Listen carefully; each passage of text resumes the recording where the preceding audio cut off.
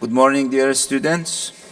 Today's lecture topic is about peripheral nervous system. Mainly, we are going to talk about the spinal nerve anatomy and the autonomic nervous system, which is subdivided to the sympathetic and parasympathetic.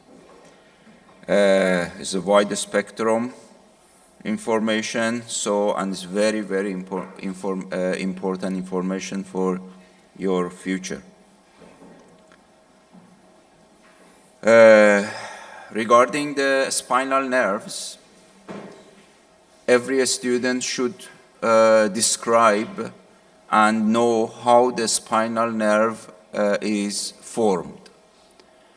Of course, I know that you don't know about the anatomy of the central nervous system. That is in the future lectures.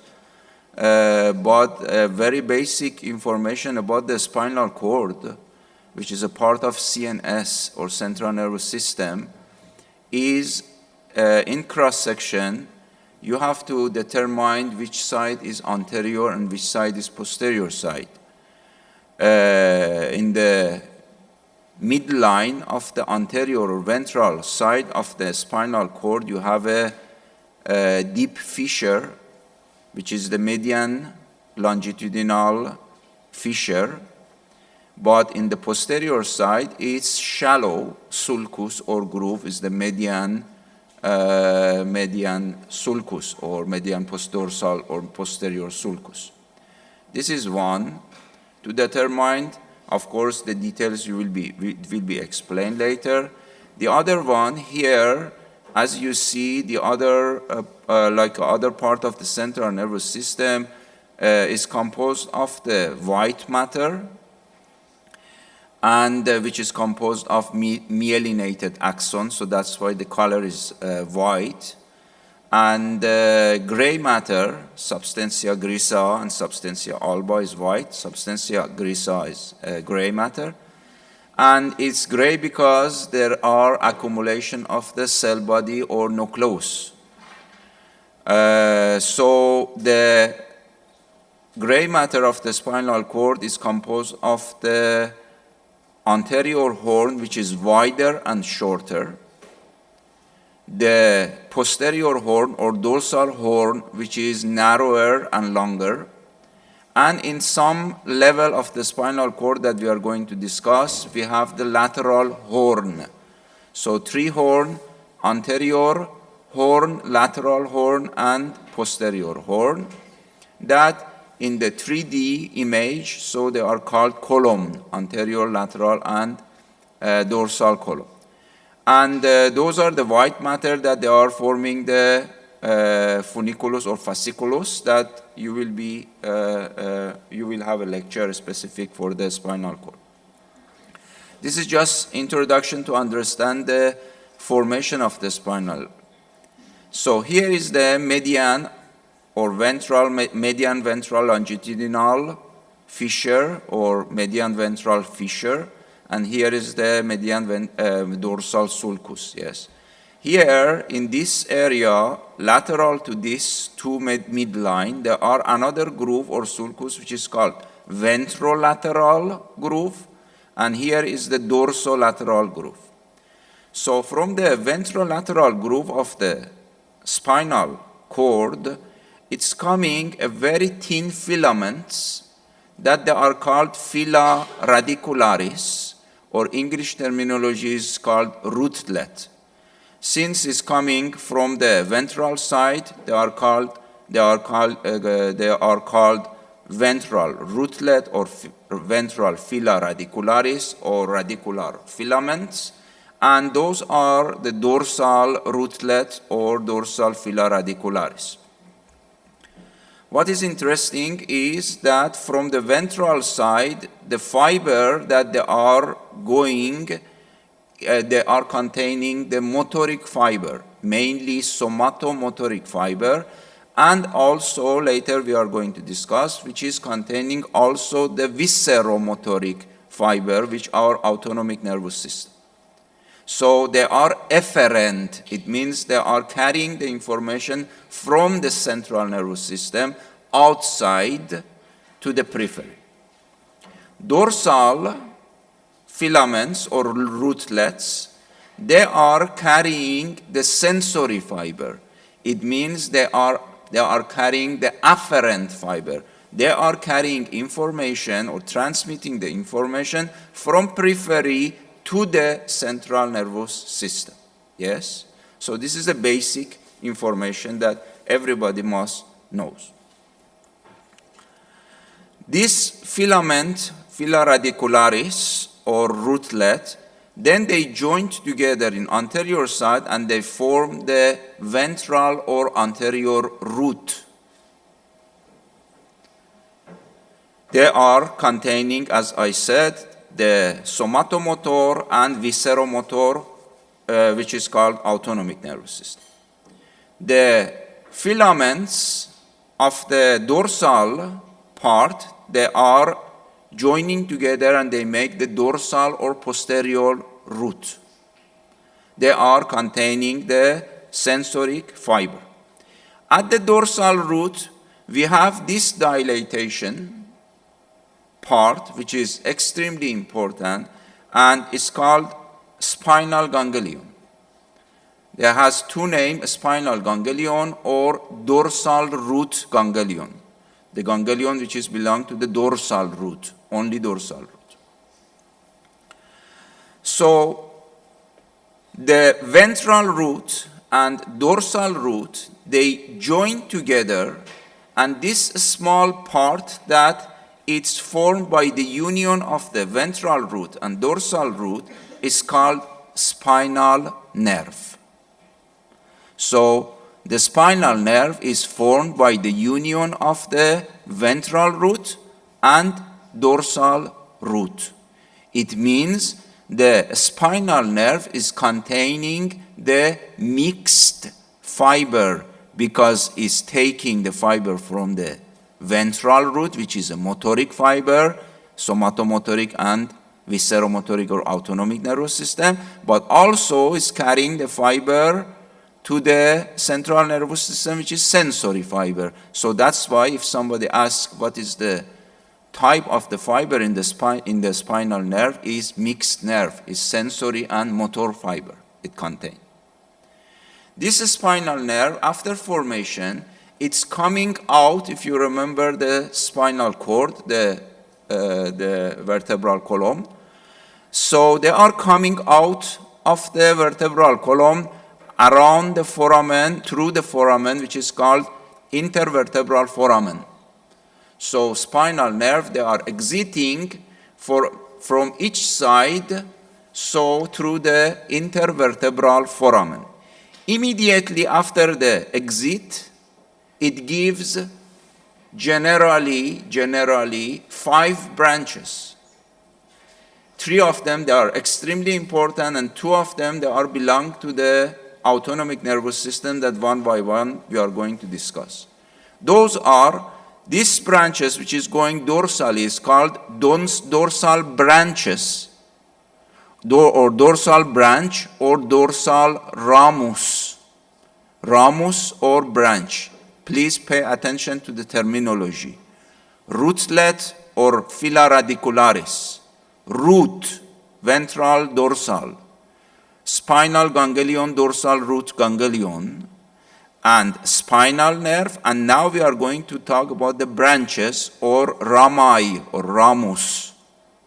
Dorsal branch or posterior, doesn't matter, which is later is divided to the medial and lateral. The larger one, it's ventral branches. This is the ventral branch or anterior branch. Another one which is going back through the intervertebral foramen to the central nervous system for the meninges. It's called meningeal branch. And later, regarding to the autonomic nervous system, we have 2 another branches which are called white communicating branch and gray communicating branch. Ramus communicans albus and Ramus communicans griseus. Griseus is usually located medially, more close to the central nervous system. Yes? So this is the basic things that everybody regarding the spinal nerve must explain how the spinal nerve is formed and what are the branches of the spinal nerve and what kind of the fiber the spinal nerve it has. One more information that in the central nervous system you will see, anterior horn is containing the nucleus of the motoric fiber, somatomotoric fiber. It means the fiber that they are innervating the skeletal muscles, voluntary movement. Dorsal horn, they are containing the nucleus regarding the sensory fiber. It means touch, it means pain, it means temperature, cold, heat, and so on, proprioceptives.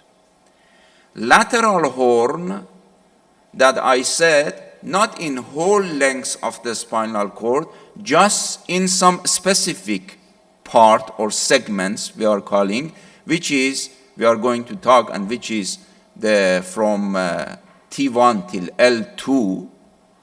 It contained the nucleus for the visceroefferent or visceromotor or sympathetic fiber or autonomic fiber in the lateral horn, which is exiting from the spinal cord the same way of the somatomotoric fiber to the anterior rootlet, anterior root, and then to the other branches.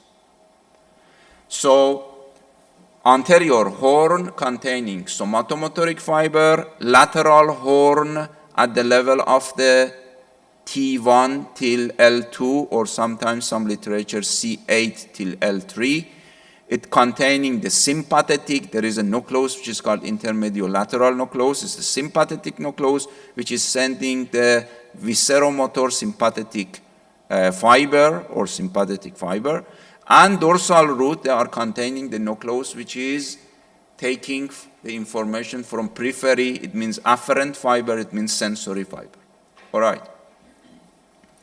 So if I put this fiber together, so you can see the red one, those are the nucleus which are giving the efferent, it means information from spinal, from the central nervous system out.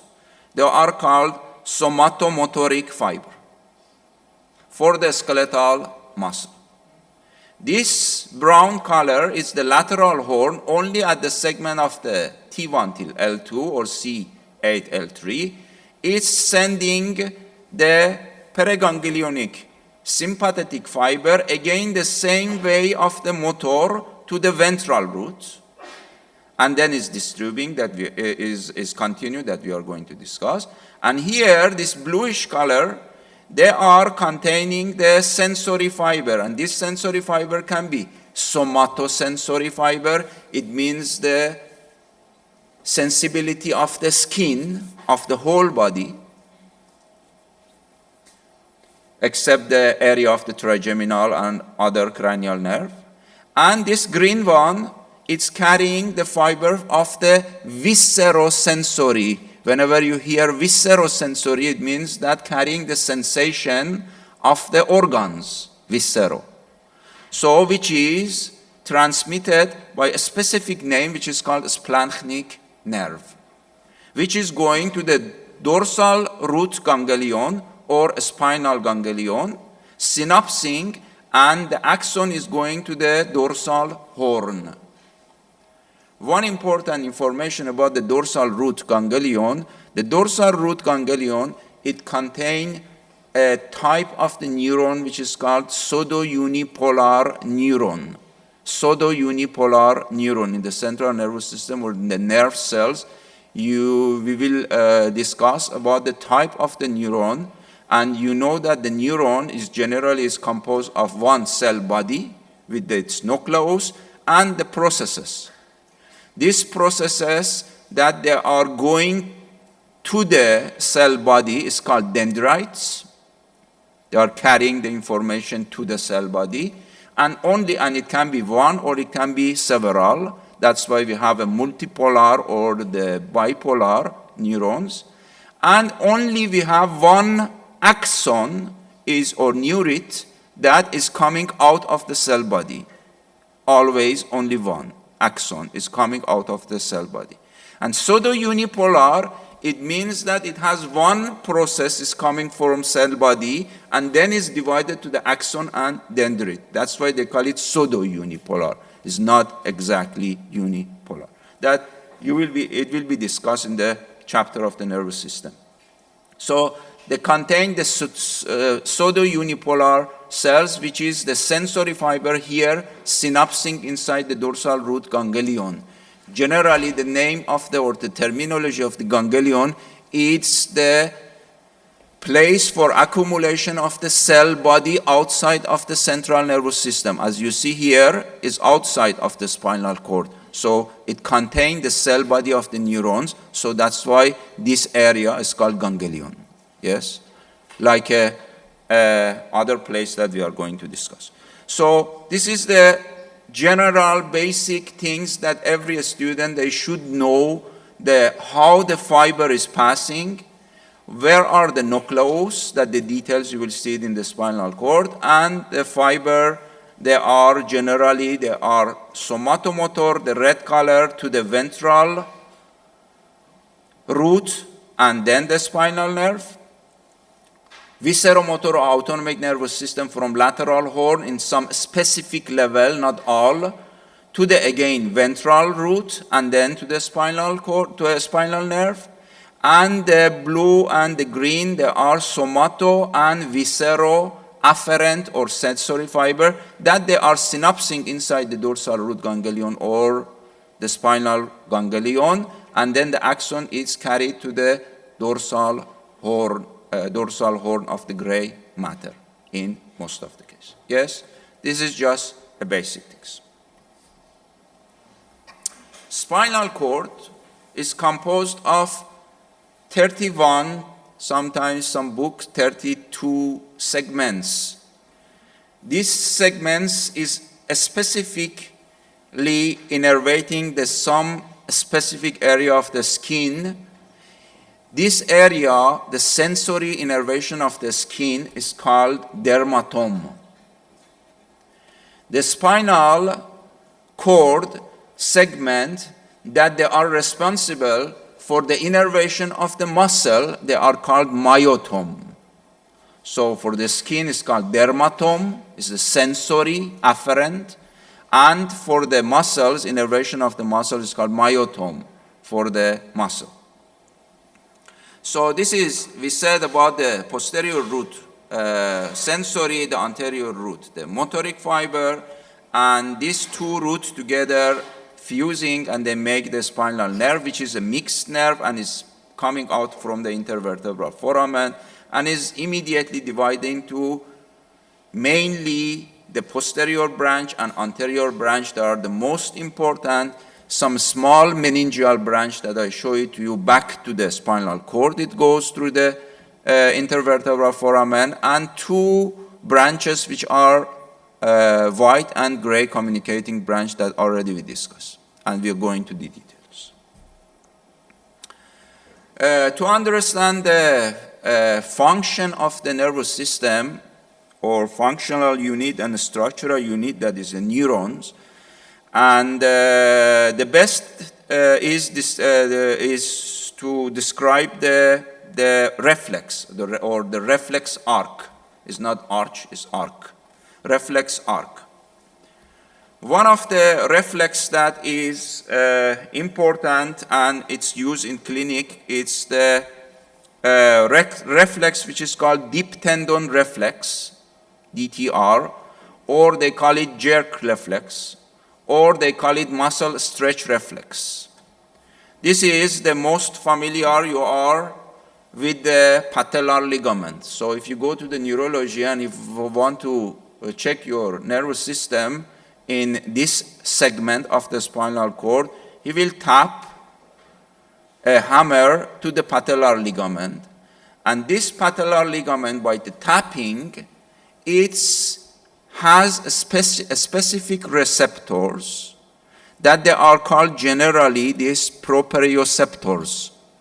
Proprioceptors, they are specific receptors that they are located in places that they are related to the movement, locomotive apparature, to the movement. It means to the tendon of the muscle, ligaments, capsules of the joint cavity, all which is muscle spindle, they are containing the intrafusial muscle spindle. They are all containing receptors that they are sensitive to the stretch, for example. Yes? So by the tapping this hammer to the ligament, this intrafusial receptor, which is inside, or intrafusial spinal muscle, which is inside the muscle, and they are containing the proprioceptors, they are stimulating. Yes? They are detecting some stimulation by the tapping of the hammer. This stimulation is carrying by afferent or sensory to the, which part?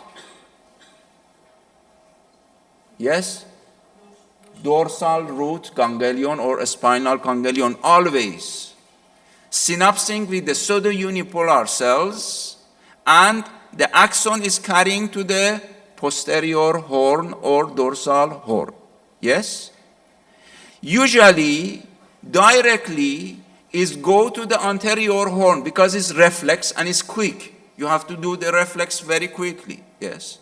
So it's going to the anterior horn, which is contain motor nuclei. Yes?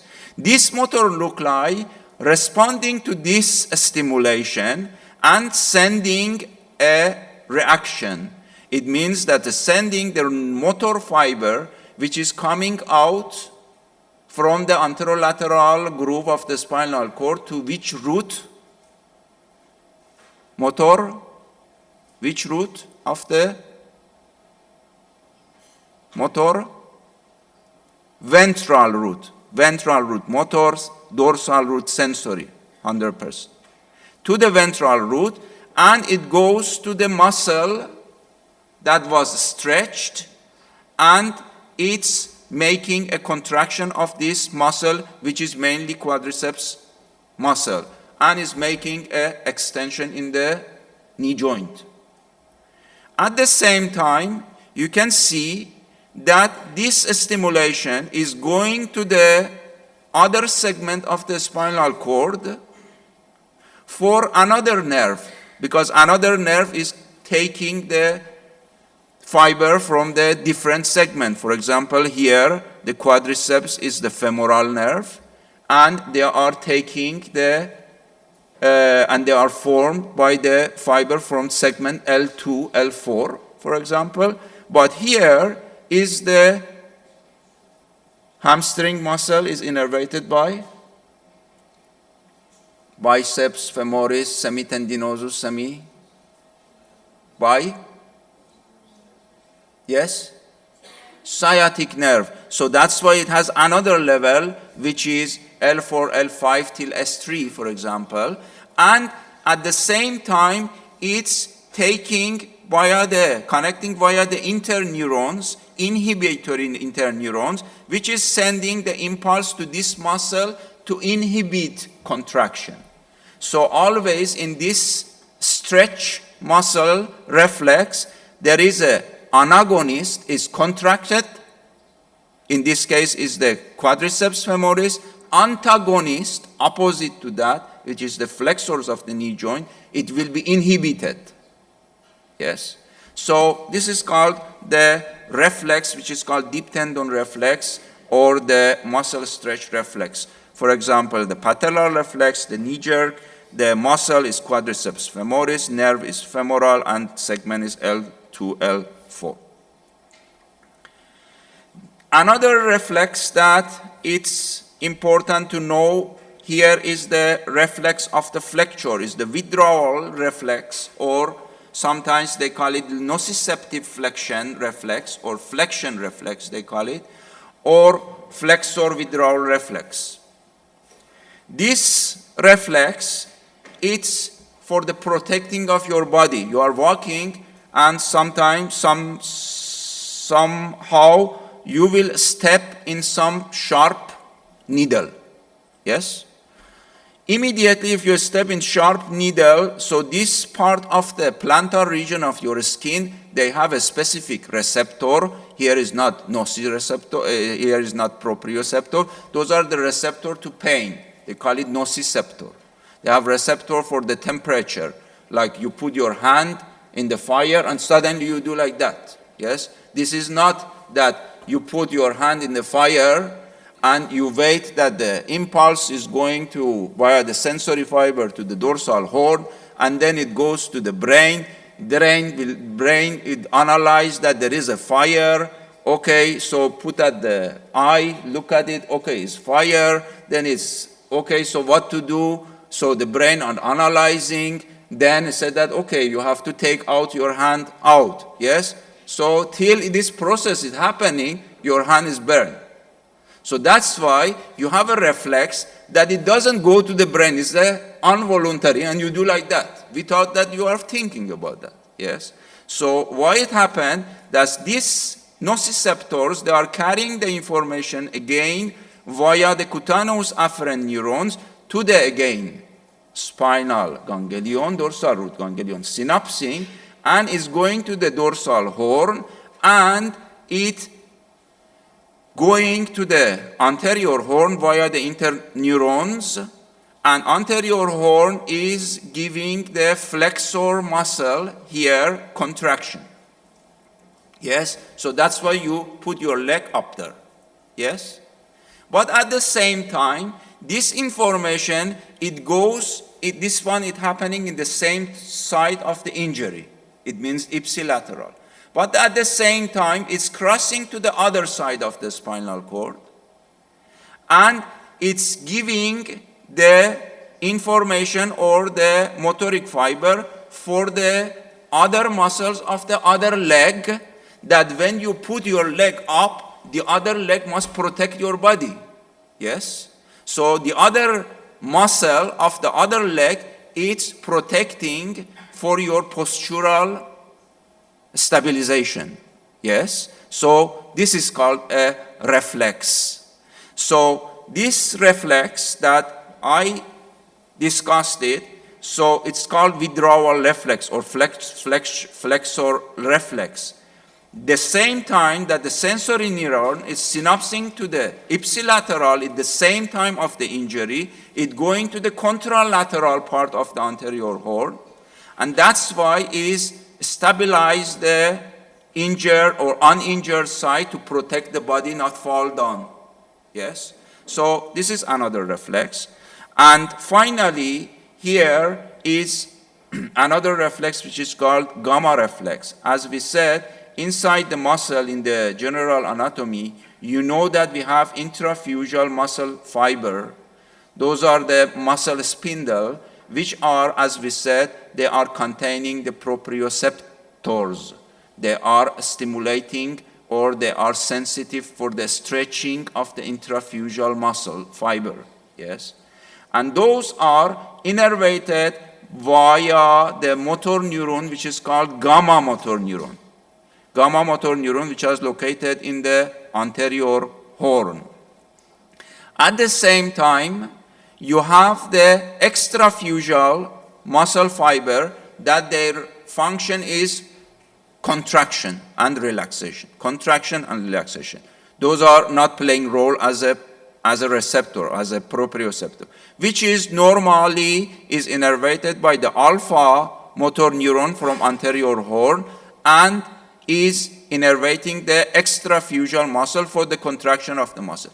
And these two systems, gamma motor neuron and alpha motor neuron, they are regulated by this proprioceptive that it's by the muscle spindle and intraphyseal muscular fiber is carrying to the dorsal root, and then it's going to the dorsal horn, and always they are controlling the stimulation of the alpha motor neuron for contraction of the extraphyseal muscle, and in this case always it's keeping the tonicity of your muscle.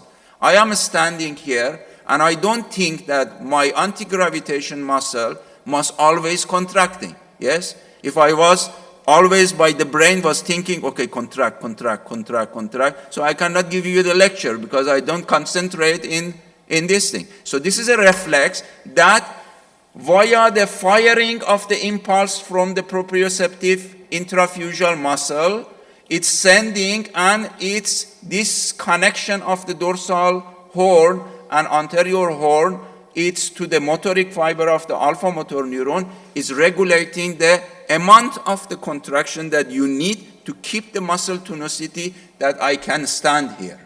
Yes. So this is called the gamma motor neuron, which is regulating the stretch reflex, but adjusting the level of tension of the intraphyseal muscle fiber and the muscle spindle. So this is the things that it's important that the gamma motor neuron do not directly adjust the lengthening and shortening. It's not playing role for the contraction. The intraphyseal muscle usually are not the important role for the contraction and relaxation. Those are the alpha motor neuron, which are the innervating the extraphyseal muscle. So this is one thing that you know the spinal nerve, how it's produced, what kind of the fiber they have, and we are going to discuss why one by one. Before that, I will give you another general structure or general terminology about the structure of the nerve. There is a terminology which is called Redlich-Obersteiner zone. Redlich-Obersteiner zone is the morphological junction between CNS and PNS. This is the small area here. And this is, according this terminology, or the transition between the CNS, which is the spinal cord, and PNS, which is the spinal nerve. Yes, is this a small area, and it's according to the type of the myelinization of the axons or the nerve fiber. You know that the myelin is the phospholipid, is the protein and lipid, which is covering the nerve fiber here.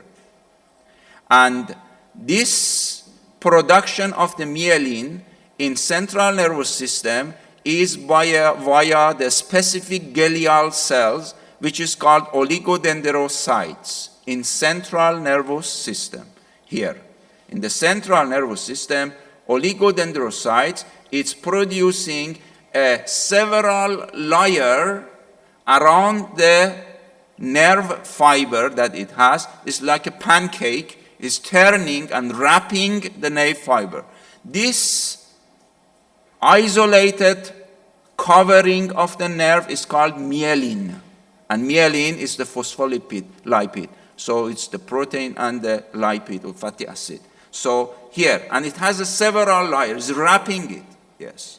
So this is in the central nervous system, responsible for production of the myelin is oligodendrocyte. But here we are coming out of the spinal cord. So it means that we are in the periphery. Yes? Centrally is the central nervous system, periphery is the peripheral nervous system. So in the periphery, also you can see that the nerve fiber, they are covered with the wrapping of this myelin sheet. But this cell, which is responsible for production of the myelin and wrapping of the nerve fiber, is Schwann cells in the PNS, peripheral nervous system. Yes? So in this case, this myelinization and this myelinization in the central nervous system and peripheral nervous system, it has a transitional zone which is called Redlich-Obersteiner zone. Yes? So this is the explanation of the boundary or the border between the central nervous system and peripheral nervous system. It's very small zone and narrow zone of the point of entry of the either spinal nerve, here that picture that you see, a spinal nerve and the spinal cord, or it can be cranial nerve and part of the brain. Yes, because cranial nerve also is the peripheral nervous system. Yes, remember, peripheral nervous system is divided to 3 parts. Cranial nerve, that you have a specific lecture for that, spinal nerve, that we are now talking about it, and autonomic nervous system, that also we are going to talk. Yes? So this zone is according to the production of the myelin in peripheral nerve or in the periphery Schwann cell, and in the central nervous system is oligodendrocyte. So this is the place, for example, we have very severe disease, is called trigeminal neuralgia. It's one of the most painful disease in human being, that there is a lancinating pain in the area of the branches of the trigeminal nerve, usually one branch, or sometimes it can be more than one also. And this pain is that much severe that it's at least is called lancinating pain. It means that somebody is putting a needle inside the territory of that branch of the trigeminal nerve, and there is a primary or essential and secondary trigeminal neuralgia. And nowadays they find out that the cause of this primary or essential trigeminal neuralgia, it's this neurovascular compression syndrome in this area. So this pain is that much that sometimes happening that the patient is commit suicide. He cannot tolerate the pain and he commits suicide. So this is trigeminal neuralgia. So here is the explanation that we said that the oligodendrocyte is producing the myelin in the central nervous system. The Schwann cell is producing the myelin in the periphery. So between the two Schwann cells, there is a node which is called node of the Ranvier. This node of the Ranvier, it's not somehow covered by the myelin sheath. It means it's the place of the one Schwann cell. It's joined with the other Schwann cell. Yes? So that's why this node is happening at this junction of two Schwann cell in periphery. So that's why the myelinated fiber, the myelinated neurons, they are much more rapid and faster than unmyelinated. Why? Because when the action potential is happening, the impulse is jumping from one node to the other node. So that's why the impulse is so fast. It's the fraction of the second it will be passed. So because of these nodes, the Ranvier's node, unmyelinated, that they don't have myelinated, the transmission of the impulse, it's slower than myelinated fiber. Yes, those are showing that how the myelinated fiber and how the Schwann cell is producing and wrapping around the nerve fiber like a pancake, and it's making the insulation of the nerve fiber from the surrounding area. And those one that is not completely wrapped by the Schwann cell or the myelin is called unmyelinated axon. So this is the myelination that you see, that the myelin shed is the protective bond. It's produced by the protein and fatty acid that we said. And these glial cells that in the central nervous system, we said oligodendrocyte and Schwann cell in the peripheral nervous system, they are producing. And here is the Ranvier's node.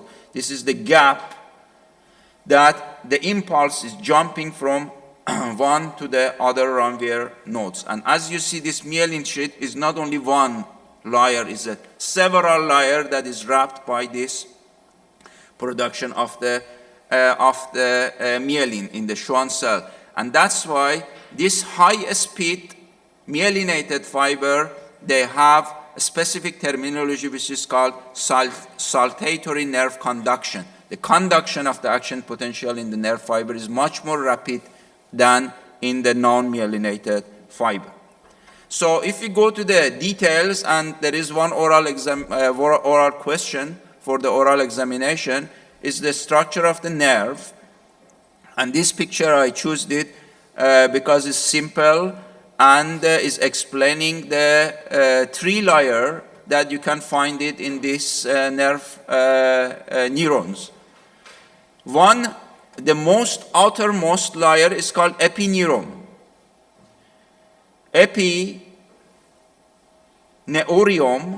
Epineurium, it's composed of the external and internal, if you go to the details, and is covering the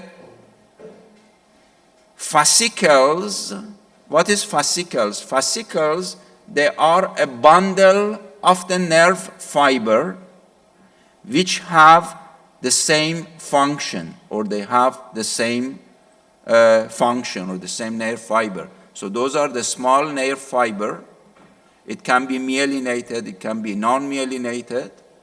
And this whole bundle or fascicle that is containing this nerve fiber is covered by another layer which is called perineurium. And finally, between the nerve fiber, there are a specific connective tissue which is separating the nerve fiber from each other. This whitish area here is called endoneurium. So the most outer is epineurium here. Then the tough barrier or covering of the nerve fascicles is called perineurium, and the connective tissue that they are separating the nerve fiber or axons here, or myelinated or unmyelinated axon, is called endoneurium. Yes, this is the three terminology, and all of them, they are connective tissue component, connective tissue. So if you go to the perineurium, so it means that you take one fascicles which is containing several nerve fiber, so you will have this perineurium. So it means that outside it's the epineurium. This perineurium sheet, it's playing role as a blood-brain barrier. Blood-brain barrier. You will have very important lecture about the central nervous system, that there is a barrier between the blood and brain. And the same function, it will happen in the PNS, peripheral nervous system. And this is thanks to this tight junction between the perineural epithelial cells, like a fibroblast. So they are very tight junction, and they are protecting the nerve fiber that they are inside the endoneurium from the other harmful substance that they are coming from the epineurium. So, as a matter of fact, is as if there are a blood, not the blood-brain barrier, it's called the blood-nerve barrier, because it's protecting the nerve in the brain or in the central nervous system in the brain. So it's the blood-brain or hematoencephalotic barrier. So this is the important, because here you can see there is a capillary, is the small capillary, which is a branch of the artery that is supplying the nerve, is called vasa nervorum. So here is the details, structure of the cross-section. In the histological cross-section, you can see the outside area of the connective tissue is called epineurium. It's usually formed by the loose connective tissue, collagen type 1 and 3. It contains a lot of lymphatic tissue also, and it contains here, for example, the vasa nervorum. Vasa nervorum, it has its own perivascular plexus, and it's penetrating inside to the perineurium. So that's why in the perineurium you can see some smaller capillary. So this perineurium that we said that is playing as a blood nerve barrier, usually it has approximately 10, 15, or 20 layers, and it's metabolically very active and diffusible membrane. So the substance from outside, they can penetrate it through this perineurium and is affecting the nerve. So that's why this is not only the barrier, but also is protective membrane for the nerve cells. And this whitish area between this nerve fiber, there are endoneurium, which is inside connective tissue, and they have Schwann cells that they are producing myelin. But this endoneurium and these capillaries that, for example, here, and here you can see, they have very, very sensitive, they are very, very sensitive to the oxygen. It means that in the case of hypoxia, deficiency or low level of the oxygen, so these capillaries, they are very sensitive, and it can cause some neuropathy and severe neuropathy case happening. For example, you are familiar with the diabetic. Those people that they are diabetic, they have severe diabetic, especially diabetic type 1. So they have neuropathy. They have vasculopathy and they have neuropathy. And this vasculopathy, they are affecting this vasa nervorum, which is this capillary that inside the nerve is the endoneurium. So they don't get enough oxygen. So that's why they have the neuropathy. For example, they have problem with the retina or retinopathy, these diabetic people, or neuropathy or vasculopathy. So this is the general structure about the nervous system, and now we are going to our topic, that is the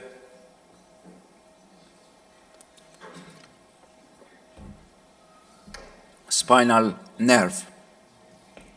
As I mentioned, spinal nerve, it's arising from the spinal cord, which is divided to 31 or 32 segments. Each section of the spinal cord, which is one paired spinal nerve from left and right, it's coming out of the spinal cord, is called spinal segment. Yes?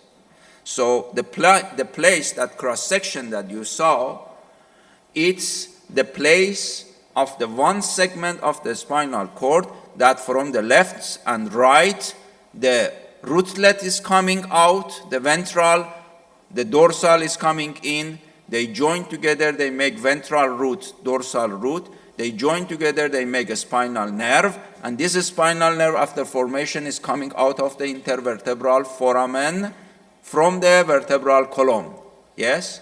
So this part, this section, it's called one segment of the spinal cord, which is giving one paired left and right spinal nerve. Yes? That further is divided to generally 5 branches. Okay?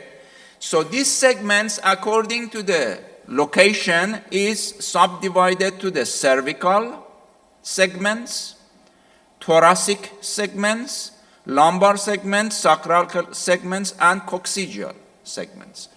So we have 8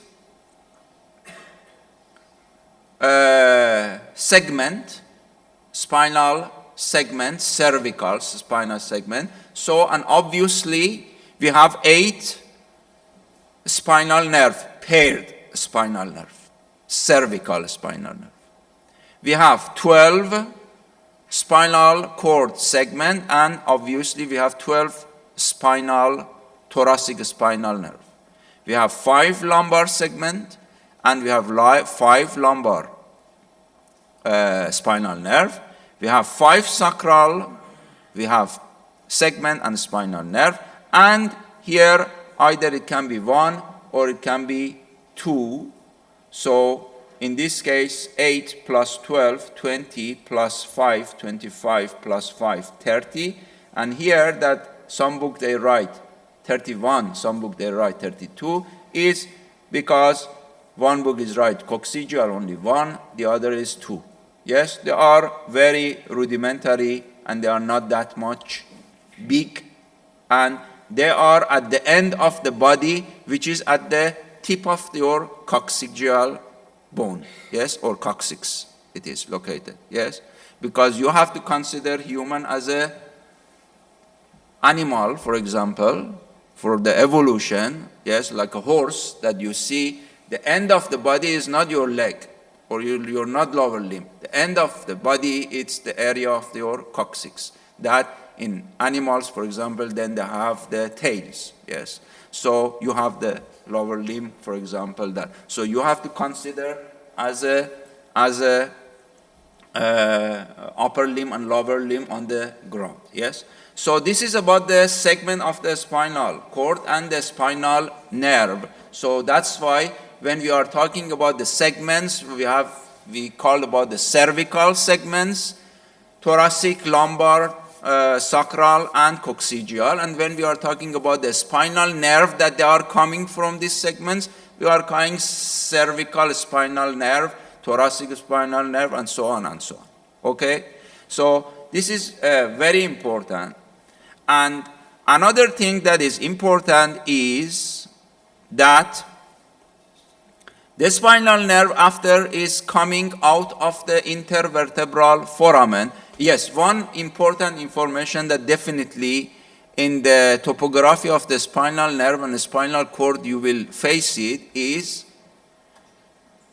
very important for neurology and for your future in clinic. How many cervical vertebrae we have? Yes? 7. Yes? How many cervical spinal nerve we have? 8. It means the first cervical spinal nerve is coming out between occipital bone and atlas, C1. Yes? It means the first cervical spinal nerve is going above C1, which is vertebra, C1, which is atlas. Yes? C2 is coming between atlas and axis. It means C2 spinal nerve is coming out between above the C2 vertebra axis. Yes? C3 above the vertebra C3, C4 above C5, above C6, above of the C6, C7 above of the C7, and we don't have C8 vertebra. Yes? So in this case, C8 spinal nerve is coming above T1 or below C7. So from this C7 vertebra, that above that it was the spinal corresponding spinal nerve, it was going above corresponding vertebra. At the C8 is going below. So C8 is going below the vertebra C7. T1 is go below the vertebra T1, and so on and so on and so on. Yes, so this is very important to know where there is a herniation and they are pushing this spinal nerve exactly is in which level is located. Yes, so as we mentioned, the spinal nerve, after is coming out of the intervertebral foramen, what will happen?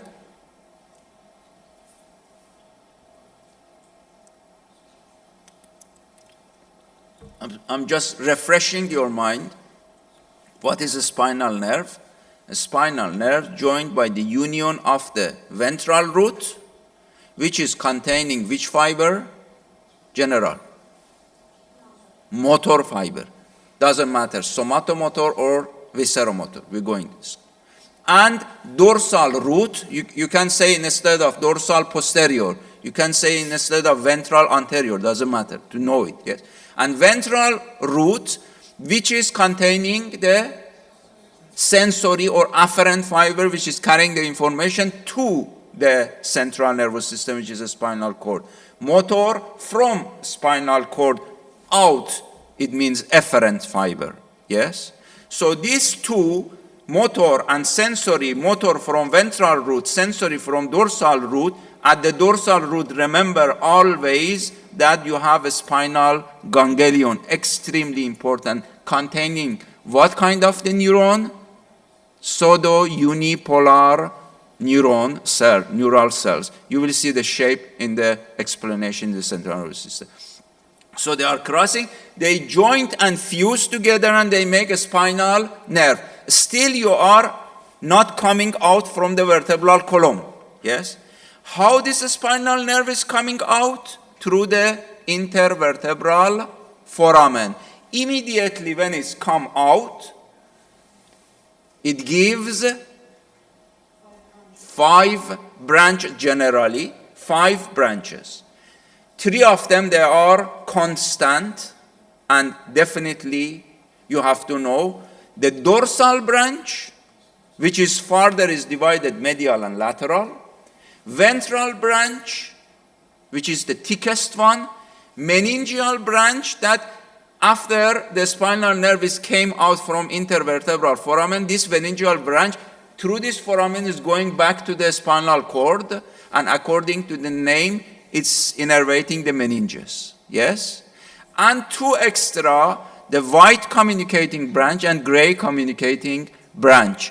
The white communicating branch is restricted only in the area of the sympathetic center. It means C8 till L3, or some book T1 till L2.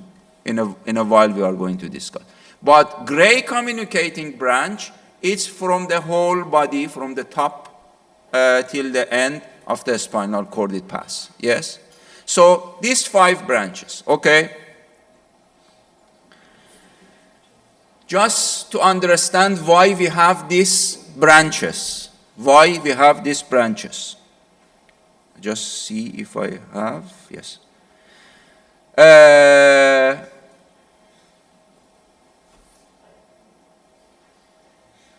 Why we have these branches? Why we have dorsal branches? Anybody knows? Why the spinal nerve, which is a mixed nerve, after it comes, it gives dorsal branches? Anybody knows why we need dorsal branches, then it's further to the medial and lateral? Dorsal branches, it contain motoric fiber for what?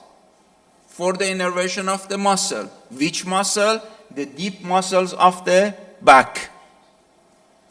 They are called intrinsic muscle of the back, parallel with the vertebral column. They have sensory fiber. Why we need sensory fiber? If somebody touch here, the skin of your back here in this area, so they are the fiber or the sensation they are carrying by the dorsal branch of the spinal cord. Yes? So why it must have autonomic nervous system? The best I will show you here 35 years. I will go back to this to understand of this picture. So this is the dorsal branch, yes. It has a motoric fiber for the deep muscle of the back, intrinsic muscle. It has the sensory fiber for the skin, pain, temperature, any sensation in the area of the back, yes. Why we have the autonomic nervous system? Autonomic nervous system that in a while I'm going to talk. Autonomic nervous system it's innervating the structure that is not your control, under your control, is not voluntary. It means smooth muscle. Where you have a smooth muscle, for example, all of the body, yes? In the organs, for example, or in the wall of the blood vessels. You have a smooth muscle, tunica media, and this contraction, vasoconstriction, and vasodilatation is happening by this autonomic nervous system. Yes? So you need sympathetic innervation, for example, or autonomic innervation for the innervation of the smooth muscles of the vessels of the back. That's why you have the brownish color, that is the autonomic nervous system. You need, here you have sweat gland. Sweat gland secretion is by the autonomic nervous system. You have some hair. When you are, for example, afraid of something, so your hair is erecting. So there is a muscle which is called erector pili, which is making a erection of your hair. For example, in 2 weeks in topographic anatomy, when you see the test, maybe it happened, yes? So erector pili, so it's the sympathetic innervation, yes? So generally, autonomic nervous system is for the secretion of the glands, it's for the innervation of the smooth muscle, specifically for the sympathetic is sweat gland and erector pili, and also cardiac. So tachycardia, bradycardia, autonomic nervous system. Yes, so we have a dorsal branch. Why we have ventral branch? Ventral branch also, you can see it contain of all this fiber. Somatosensitive, somatomotoric, and autonomic nervous system. Why? Motor for the somatomotor for the skeletal muscle of the anterior part of the trunk, lateral part of the trunk, upper limb, lower limb. Why we need the sensation, sensory fiber? For the sensation of the skin of the anterior lateral part of the trunk, upper limb, lower limb. Why we need autonomic nervous system? Because here in my skin there is a blood vessel, for example. I need for innervation of anterolateral part, upper limb, lower limb. Sweat glands, erector pili, yes? So they have. Here, meningeal branch. Doesn't have what kind of fiber? The somatomotoric is missing. Why you think that is missing?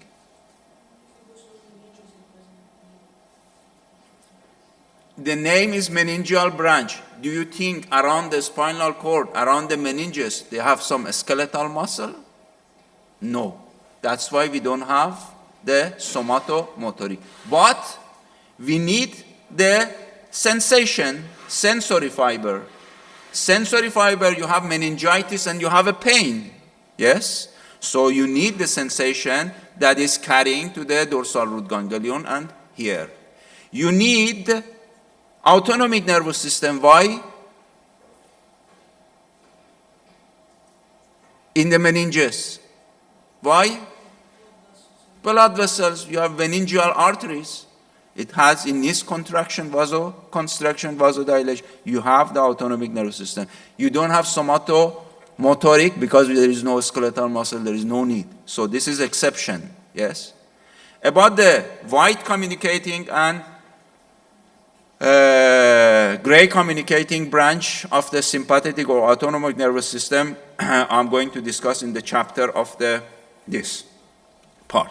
So this is the spinal cord. So I back to the origin lecture, the slide.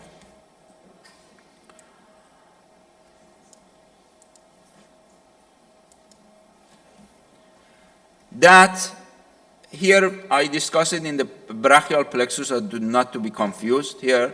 So here, as I said, you have to consider the human being like an animal that then if I am standing in the anatomical standard position, in the supination position, so everything, this number that you can see, it is very nice, is showing that C2, C3, C4, C5, C6, T1, and till T12, L1, here, till here, end of the body, S5 and coccygeal, around the anal region, yes? So this is showing exactly this segmental organization of the spinal cord. Cervical area, as you see, is the reddish color. Here is the brownish color, is the thoracic area. This is the lumbar area, and then sacral area and coccygeal, yes?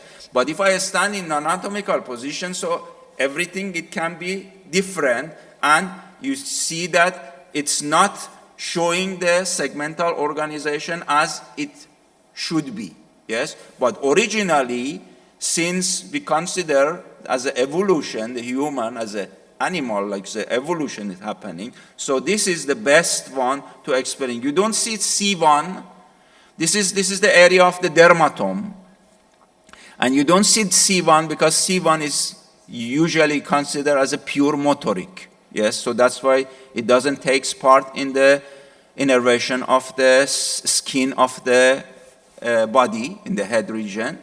And as I mentioned in the trigeminal area of the head and neck, there is a line which is connecting two ears together, or auricle together. It's called interauricular line.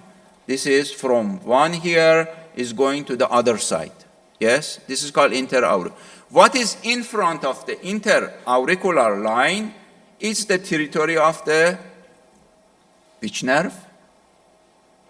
Trigeminal nerve.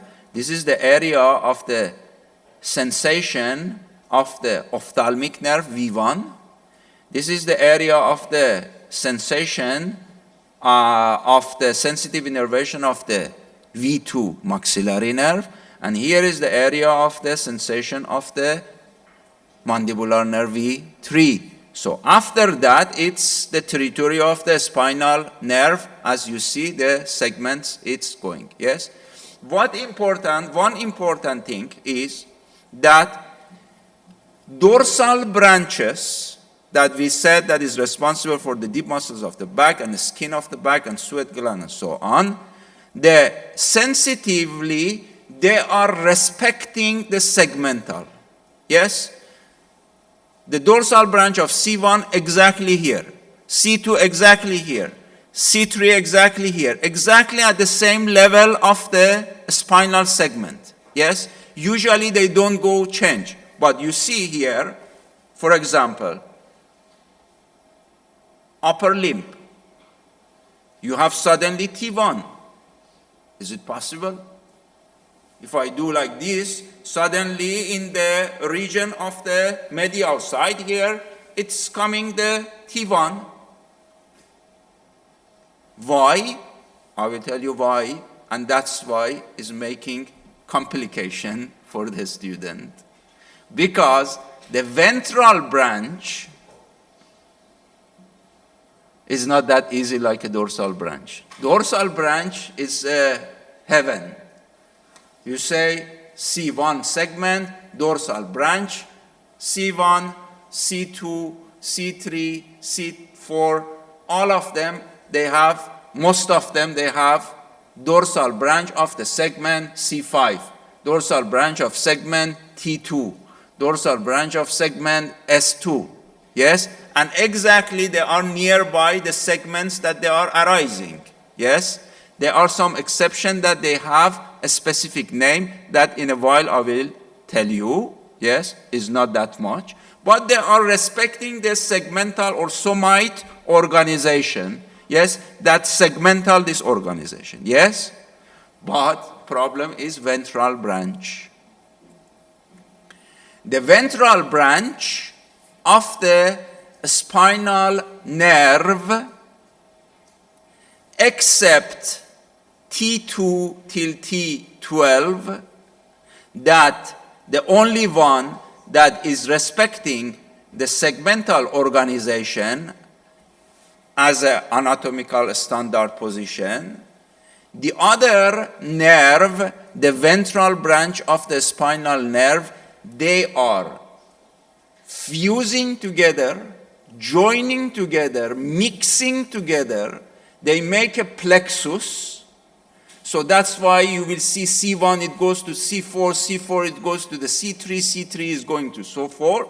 Is making a plexus, and from this mixture is coming a nerves that it contain different segments. For example, there is a one nerve, as right now I said femoral nerve.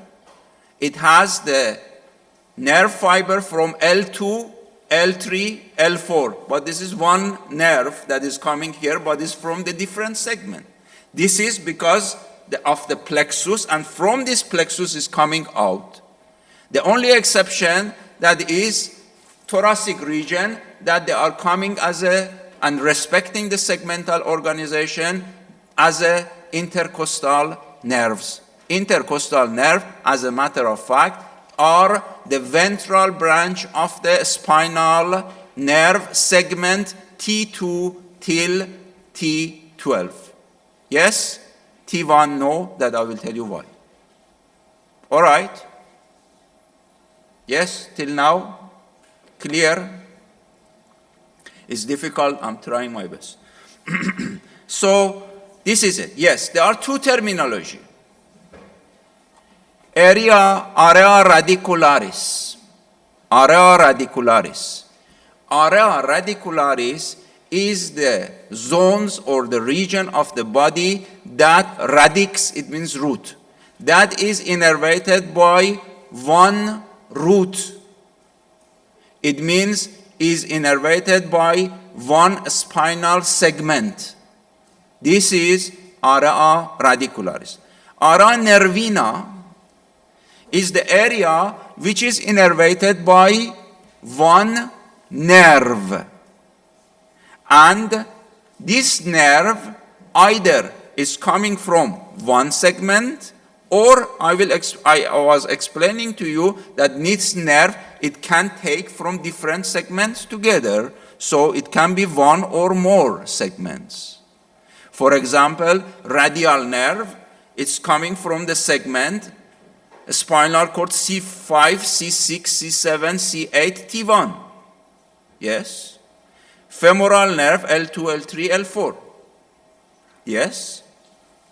In this case, most of the case, area radicularis is smaller than area nervina, because area radicularis is the area that is innervated by one segment. Yes? For example, here, C4. C4 is responsible for innervation of here. Here is the finger number 5 and ring finger half is an area that is innervated by segment C8, which is a part of the ulnar nerve. Part of ulnar nerve, but not. This is the segment. And this segment, it's very important for neurology. So if some person is coming on problem, is saying that I have problem with sensation of my thumb, yes, again to understand, see this position. That thumb is anteriorly, we forget about this anatomical position which is like this. So do like a horse, for example, and see the thumb is forward. So it must, thumb is coming, taking this segment from C6, then is C7, then is C8, and then suddenly here is going the T1. So here it's the explanation. So rami dorsalis, or the dorsal branch, almost the area nervina and area radicularis, they are the same, because they are respecting this somite organization and segmental organization. Yes? This is in the left side in every atlas of anatomy. So they are explaining the area of the area radicularis as a segment, yes, which is extremely important for neurologists because he has to know the region of these segments. If somebody has tumor in the region of the segments of the spinal cord and is compressing it in that, so the manifestation or the symptom, it's coming, for example, in this area. So the neurologist will examine the sensation, the motoric function, and so on. And here, there are the area nervina, yes, which is, we are going to discuss that, for example, as I said, the ulnar nerve is innervating the palmar surface of the 1.5 finger in the medial side, and the median nerve is innervating the 3.5 rest of the palmar region, yes. Here is the dorsal region. So here is the ara nervina, and here is the, and there are small differences between the literature that if you find out, don't worry, but the basic is the same as here. Yes? Head zones. Do you want break? 5 minutes. I have to finish this one. Yes?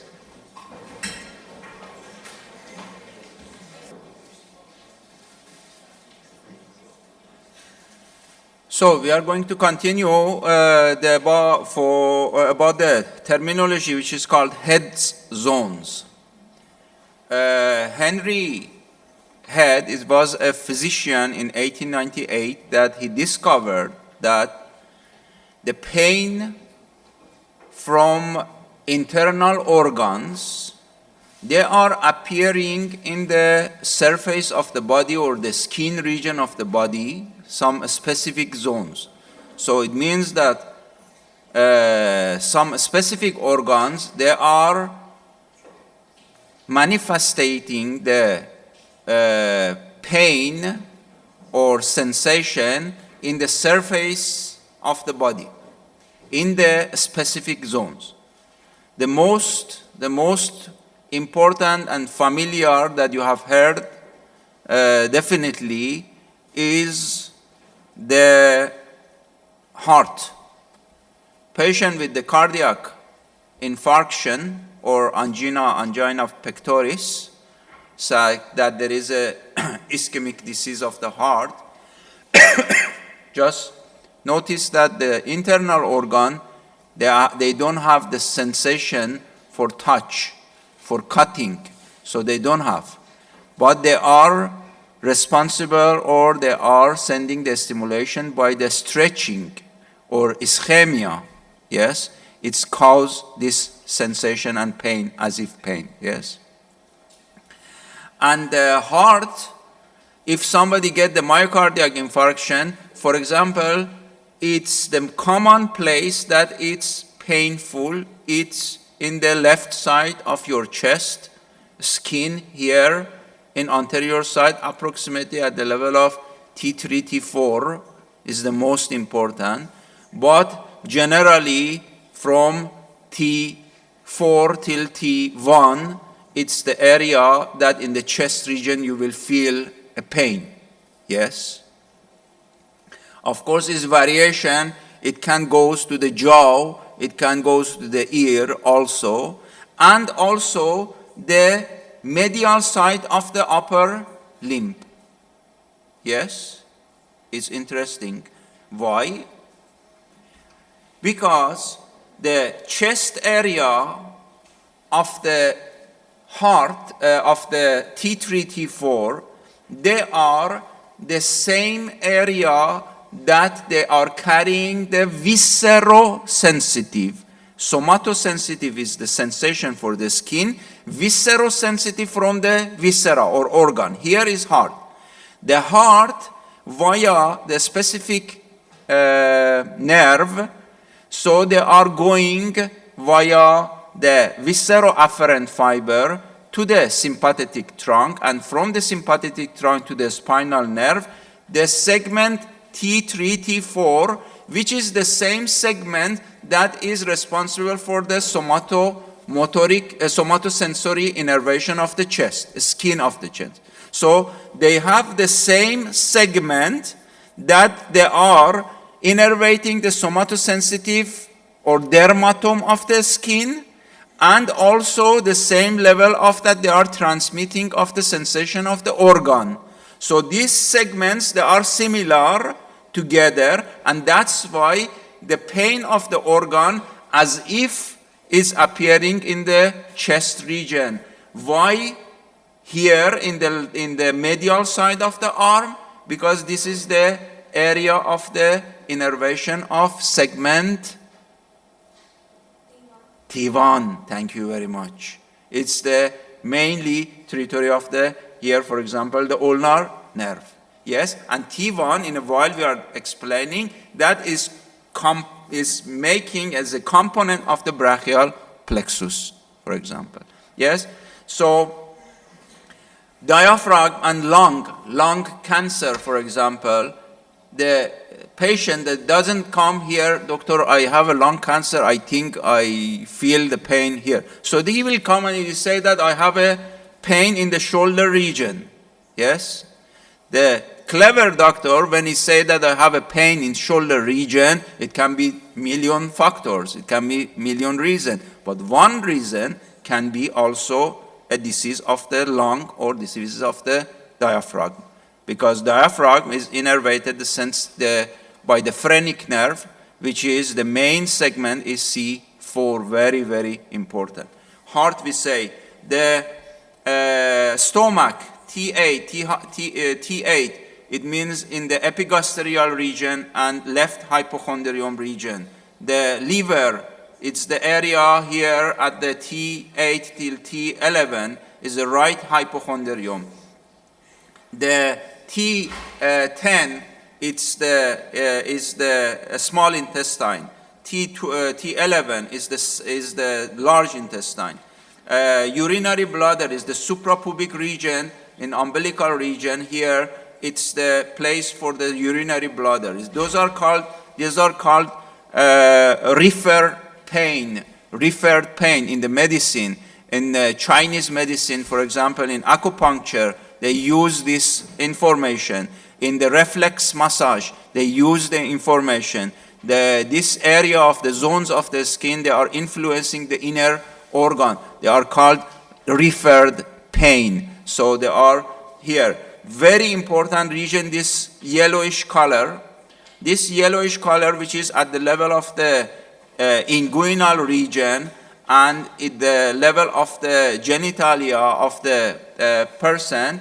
So they are projecting in the surface of the body from the sensation of the organ, kidney, and ureter. Yes? So that's why if the person has urinary stone in kidney or in the ureter, so he doesn't feel pain in the backside that the kidney is located. The pain is appearing in the inguinal region, in the male, in the scrotum, in female, in the labia majora. Yes? So this is very important to understand that the testis, kidney, ureter, it's in this area of the inguinal region. So those are called referred pain. That is very helpful for the doctor, and nowadays also for acupuncture and reflex massage and so on, it's valuable. So here it can show you the visceroafferent or viscerosensory fiber that is coming from the pericardium of the heart, that I mentioned it also in the lecture of the heart as well, that is carrying to the sympathetic trunk, and this viscerosensitive fiber is passing through the white communicating branch to the spinal nerve, and from the spinal nerve it's going to the dorsal root ganglion synapsing, and it's going to the dorsal horn, and from the dorsal horn is cross over to the other side of the, and going to the brain, and brain will recognize the pain from this specific segment, and in this case is the heart is T3, T4 in the chest region. But if you make it, because this fiber can go some level up, some level down, so that's why they have a wide range of the T4 usually till T1 is the area for the heart is located, and those are the another area. So So, as we mentioned it, and once more I show you this picture, and everybody should draw this schema of the spinal nerve and the fiber that is located here. So we explained that why we have a dorsal ramus, why we have a ventral ramus, and why we have a meningeal branches. The dorsal ramus, or the branches of the spinal nerve, is said that is easy.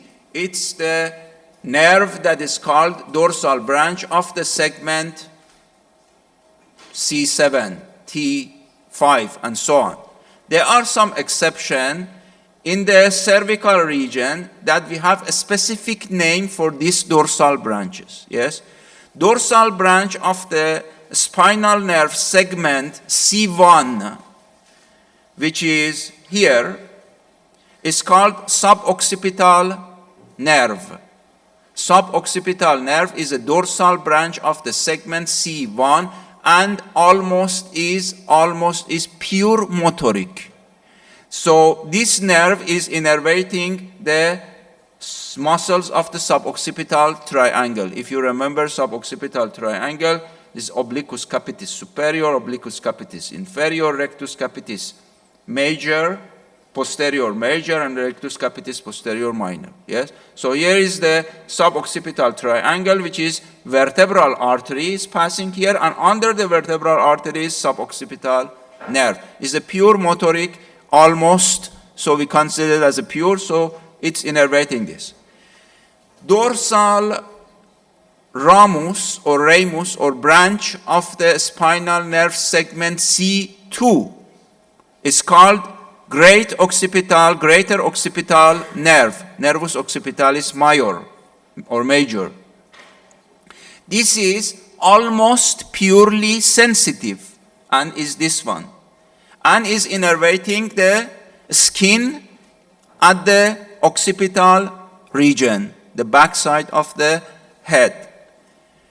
Ramus dorsalis, or dorsal branch of the spinal nerve segment C3, is called third occipital nerve, nervus occipitalis tertius, is also almost pure sensitive, and is innervating the skin of the occipital region exactly in the midline. As you see, here is the third occipital, and here is the area of the lesion. Yes? Those are the three exceptions that the dorsal rami, they have their own name. The rest, you say just, is this part is innervating the dorsal branch of the spinal nerve C4. There is no name. C5, C6, and so on. Yes? Till we reach to the gluteal region, and in the gluteal region, the dorsal branch of the spinal nerve L1, L2, L3 is called superior clunal nerve. I will show you in a while. And dorsal branch of the spinal nerve segment S1, S2, S3 is called middle clunal nerve. This is the 5 exceptions that they have. The dorsal branch, a specific name. The rest, they are dorsal branch, and they respecting the somoid organization and segmental organization.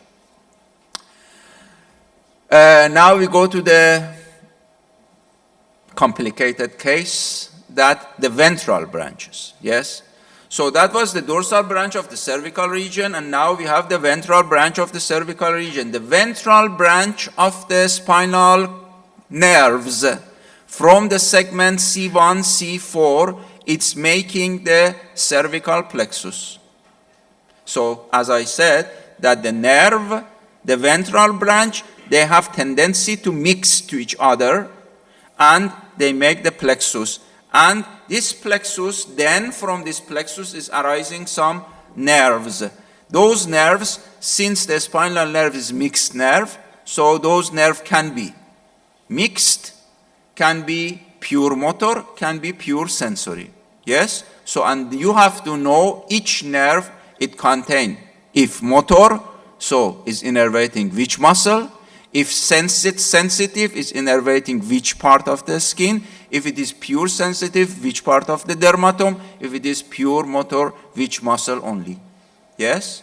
So cervical plexus is giving the sensoric nerve, and they are arising in a while, I will tell you, from the place which is called punctum nervosum, or nerve point, or Erb's point, which is at the distal part of the midpoint of the sternocleidomastoid, and they are the lesser occipital, great auricular, transverse cervical, and supraclavicular, which is divided to the three medial, intermediate, and lateral supraclavicular. Those are the sensitive major. Motoric branch, they are very short branches that they are responsible for the deep muscles in the neck region. For example, the rectus coli and the other.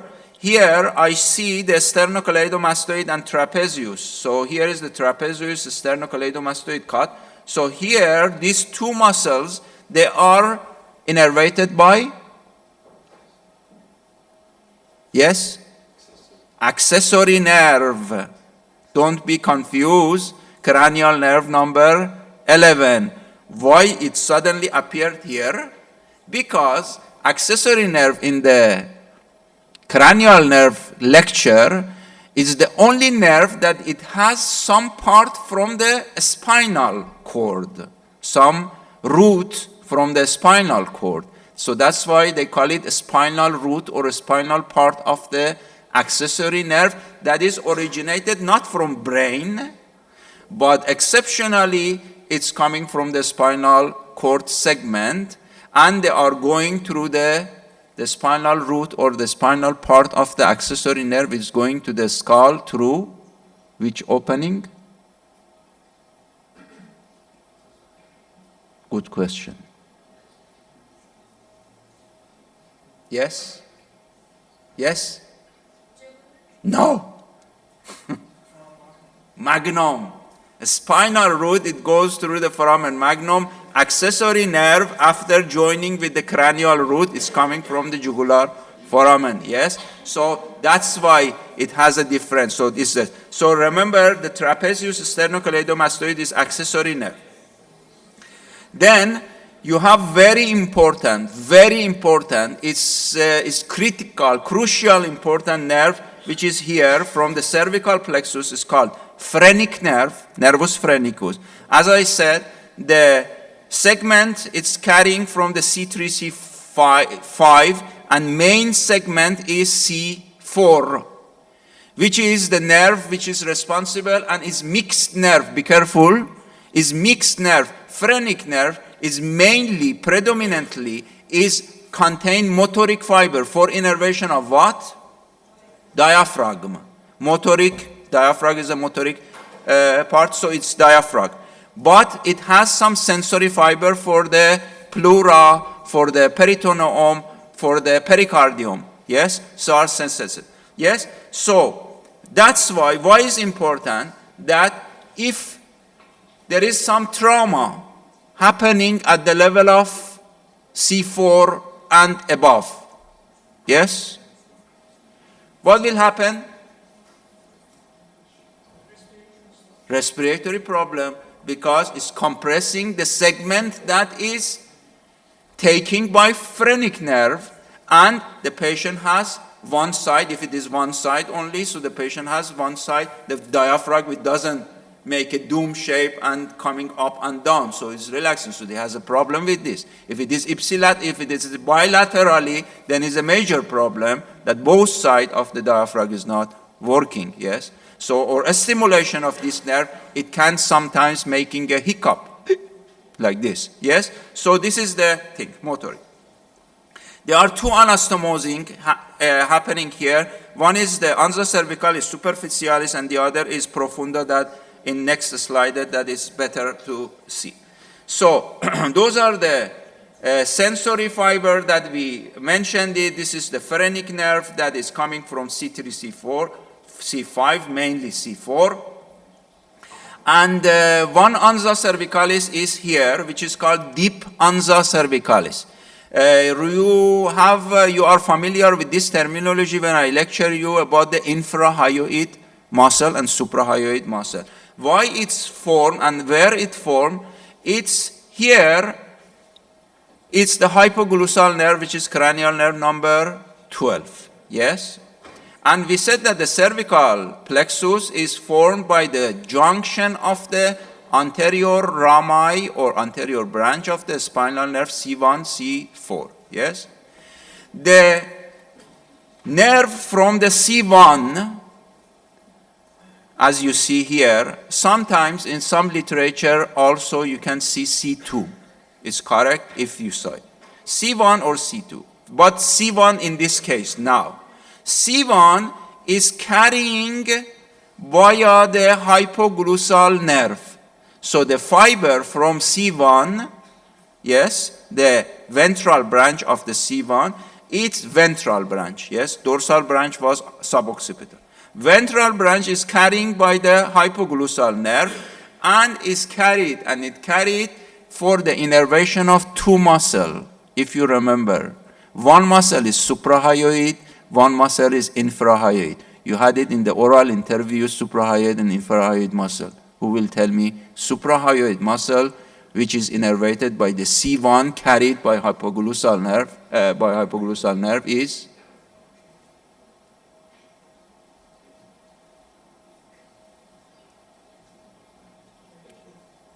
geniohyoid muscle. Infrahyoid muscle, the exception, that is carried and is innervated by the C1 carried by the hypoglossal nerve, is thyrohyoid muscle. So these two muscles.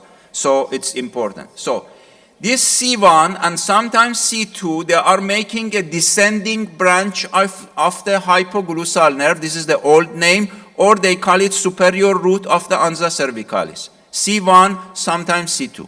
Yes? This C1 or superior root is joining with the inferior root. Inferior root carrying the fiber from C2, C3, from the cervical plexus. They join together and they make a loop which is called deep ansa cervicalis, which is responsible for innervation of the all infrahyoid muscle except thyrohyoid muscle, which is innervated by C1 carried by the hypoglossal nerve. Revise this. This is the Erb's point or nerve point or punctum nervosum in the midline of the distal part of the sternocleidomastoid. It's giving the lesser occipital, greater auricular, transverse cervical, and suprascapular. Is innervating the sensation of the occipital region. Here is the in the region of the parotidomasseteric region, the lower part. Here is the transverse cervical, which is divided to the superior and inferior branch for the suprahyoid region, the skin of the suprahyoid region, the skin of the infrahyoid region. This transverse cervical nerve, it has anastomosing with the, we will say it in the cranial nerve, with the cervical branch of the facial nerve, cranial nerve number 7, which is the cervical branch. It's, if you remember, if you put your hand in this, those are the branches, and the last one was the cervical branch. It has a motoric fiber for innervation of platysma. It has communication with the transverse cervical nerve of the cervical plexus, which is a sensory, and it's called superficial ansa cervicalis. That one, the previous one, was deep ansa cervicalis, and here is this connection is superficial ansa cervicalis that we are going to discuss it in the facial nerve as well.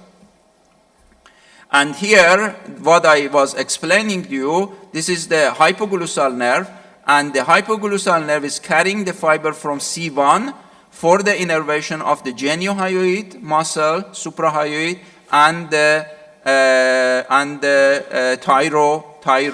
thyrohyoid muscle, which is here, and it's carried by these two branches. Nervus phrenicus or phrenic nerve that I said, this is the question of the death and life. Yes, if you pick up this question, you have to know A till Z of this phrenic nerve. It's coming from these segments that we already said. It's coming whenever in dissection you want to find the phrenic nerve, you find anterior scalene muscle. Phrenic nerve is going over the surface of the anterior scalene muscle. If I wanted to give you another information, together with the ascending cervical artery. Yes? So here then is going down, and it's reached to the place that there are subclavian artery and subclavian vein. It's going behind the subclavian vein and behind the clavicle and behind the first rib. So it's going behind the subclavian vein, and it enters to the superior thoracic aperture. It goes to the superior mediastinum. When it goes to the superior mediastinum, it's going to the lateral side of the pericardium of the heart. In the right side, it's going to the right side of the right atrium, together with one vessel or vessels, which is a branch of the internal thoracic artery and is called, on the surface of the pericardium of the heart, pericardiacophrenic vessels, usually two veins, one artery is the internal thoracic artery branches. Yes, perfect. And then in the right side, it going down, it reach to the diaphragm, and through the foramen vena cava is the opening of the diaphragm, is in the right side, it enter to the abdominal cavity under the diaphragm, and is innervating the peritoneum of in the abdominal cavity under the diaphragm. And some literature, they write some branches to the gallbladder and pancreas. In the left side, the phrenic nerve, again, the same segment is coming to the anterior scalene muscle behind the subclavian vein, behind the clavicle, behind the first rib, is going to the, passing through the superior thoracic aperture. Then it's going to the, be careful, the phrenic right and left, they are going anterior to the hilus or to the root of the lung. Do you know which nerve is going posterior to the hilus or of the lung or root of the lung? Vagus nerve, thank you. So very important. So anteriorly is the phrenic nerve, and posteriorly to the root of the lung is the vagus nerve. Then it reach in the left side, it reach to the pericardium of the left ventricle, near to the apex of the heart.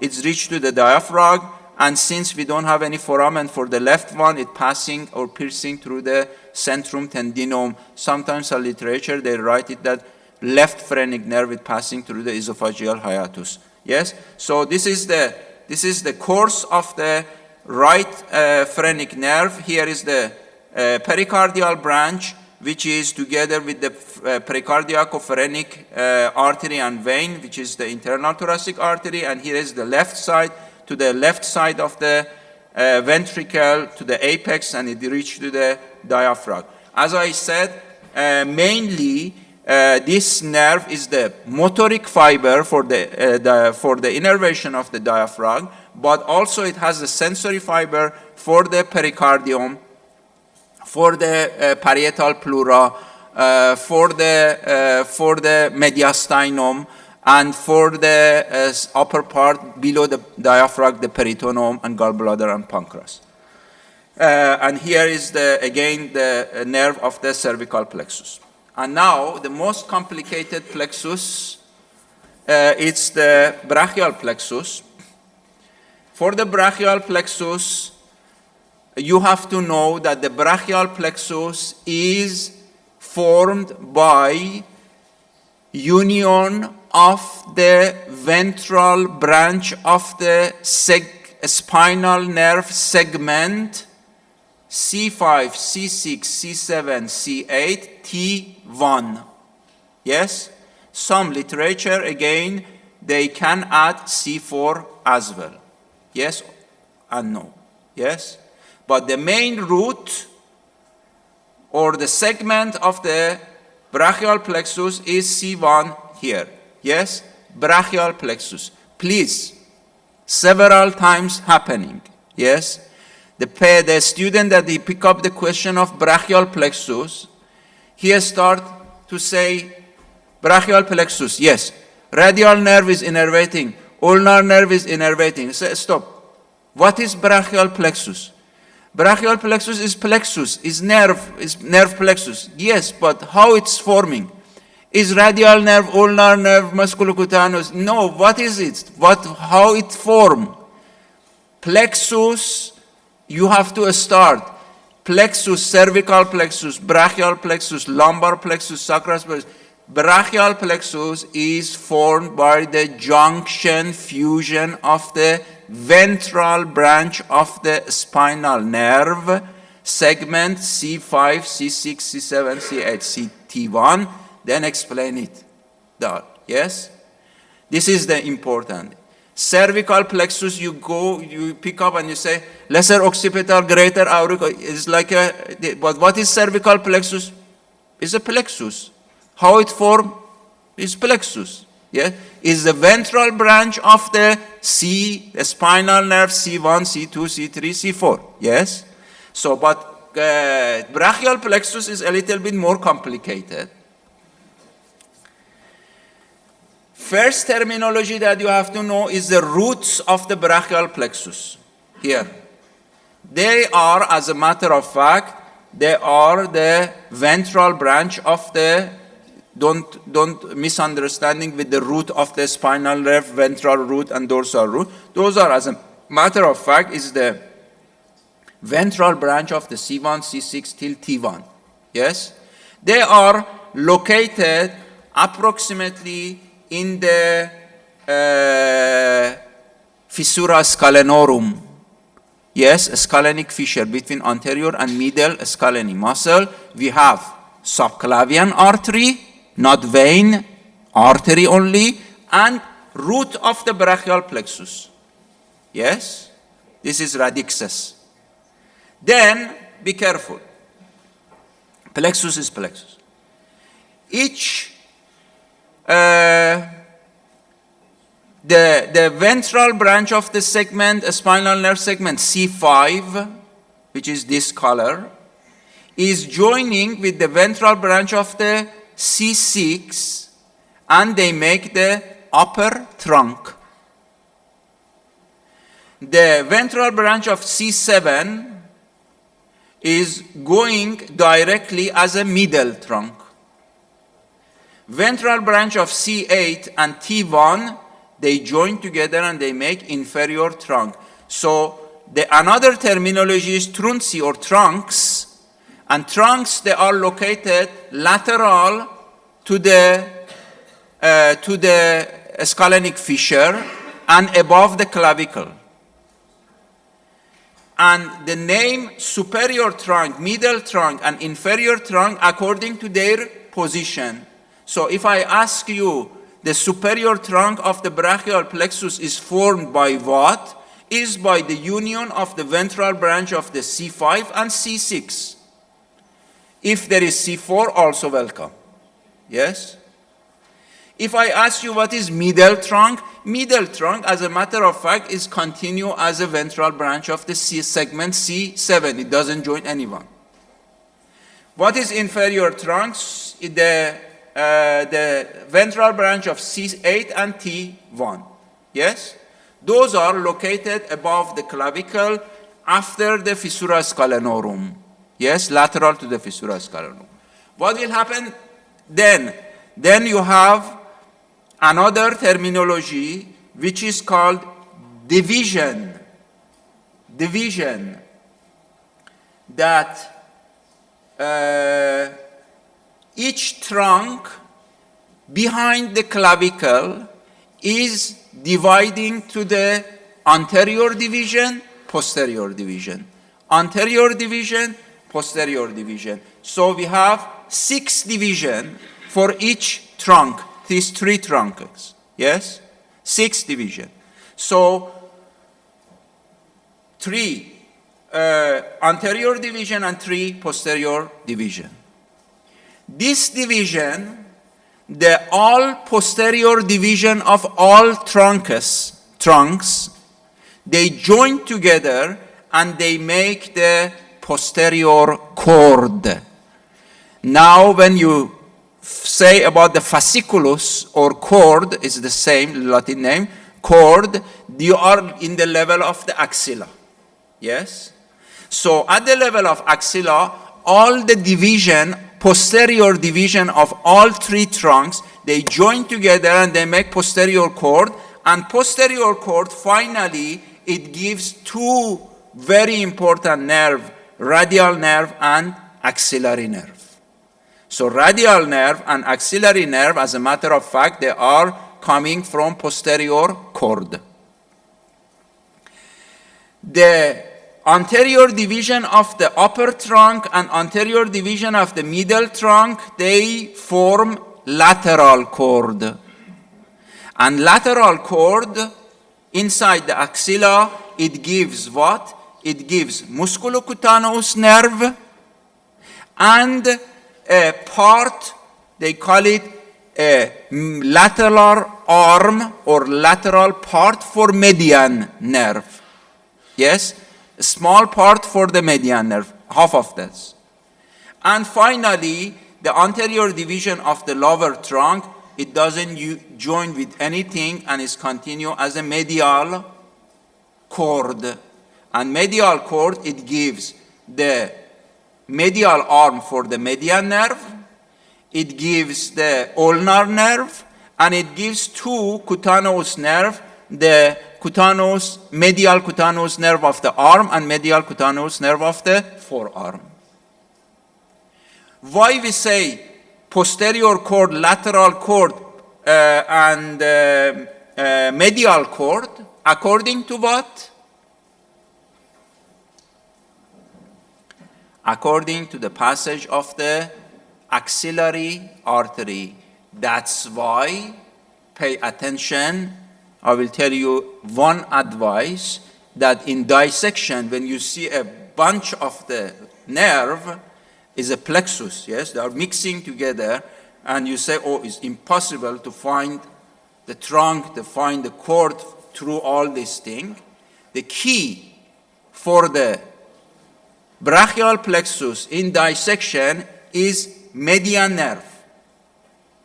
Why? Median nerve is taking one arm from lateral cord. Lateral cord is located lateral to the axillary artery that you see it. It's a big artery in the axilla. Yes? Medial cord, it gives one arm, the medial arm, from the medial cord, which is located medial to the axillary artery. Yes? So when you see this fork-shaped structure that is receiving from lateral and medial, definitely this one is median nerve. If you find the median nerve, you win. Because median nerve in the lateral side, it guides you to the lateral cord, and you know that the lateral cord, it gives musculocutaneous. You will find it. You know that the median nerve in the medial side is giving you or guiding you to the medial cord, and you know that it's giving the ulnar nerve and 2 cutaneous nerve. And finally, what is behind the axillary artery is posterior cord, and posterior cord, it gives axillary nerve and very large nerve, radial nerve. So be careful of those explanation of the radial of the brachial plexus. And now this brachial plexus is from these cords, as we said, it gives the branches. Yes, these famous branches, musculocutaneous, medianus, ulnar, radial, axillary, those are from the infraclavicular part of the brachial plexus. They are innervating the free part of the upper limb. Yes, but brachial plexus has the supraclavicular part. Above the clavicle, the brachial plexus is giving some branches. And what are those branches? Those branches, they are responsible for spinohumeral muscle, thoracohumeral muscle, and scapular muscle. Yes? Spinohumeral muscle, for example, latissimus dorsi, thoracohumeral muscle, pectoralis major and pectoralis minor, serratus anterior, and scapular muscle that you know, the muscles of the scapula. Yes? So those supraclavicular part, they are giving these nerves, and the details of this nerve are this. And then you have to use the knowledge of the muscles. Yes? So some of them you know it, some of them you don't know it. So for example, subclavius muscle, nerve is innervating subclavius muscle, small muscle under the clavicle. But pectoralis major and minor, they are innervated by the nervi pectoralis. Yes, the same major and minor. Thoracicus longus, very important nerve, in a while I will show you, is going in the surface, very superficially in the surface of the serratus anterior muscle. And this serratus anterior muscle, it's approximately at the level of mid-axilla. If you go in the lateral side, you go there, and here is the course of the anterior nervus thoracicus longus, or long thoracic nerve. Yes? Why is important? Here this nerve, because its position is superficially, due, for example, during the surgery, the lady has breast cancer, they have to remove this axillary lymph node. They are doing operation and they cut it by mistake.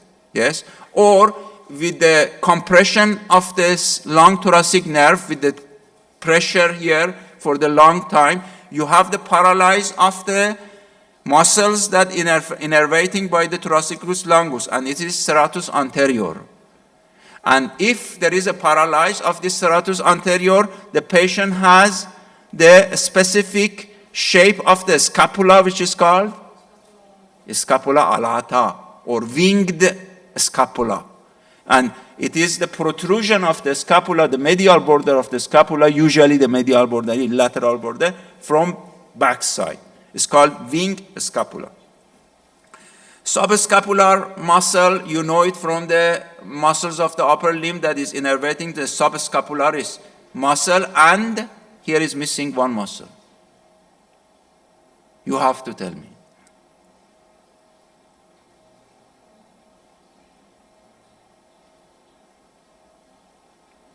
Subscapular nerve is innervating subscapular muscle. In the ventral group of the scapula, you have another muscle in the inferior ankle of the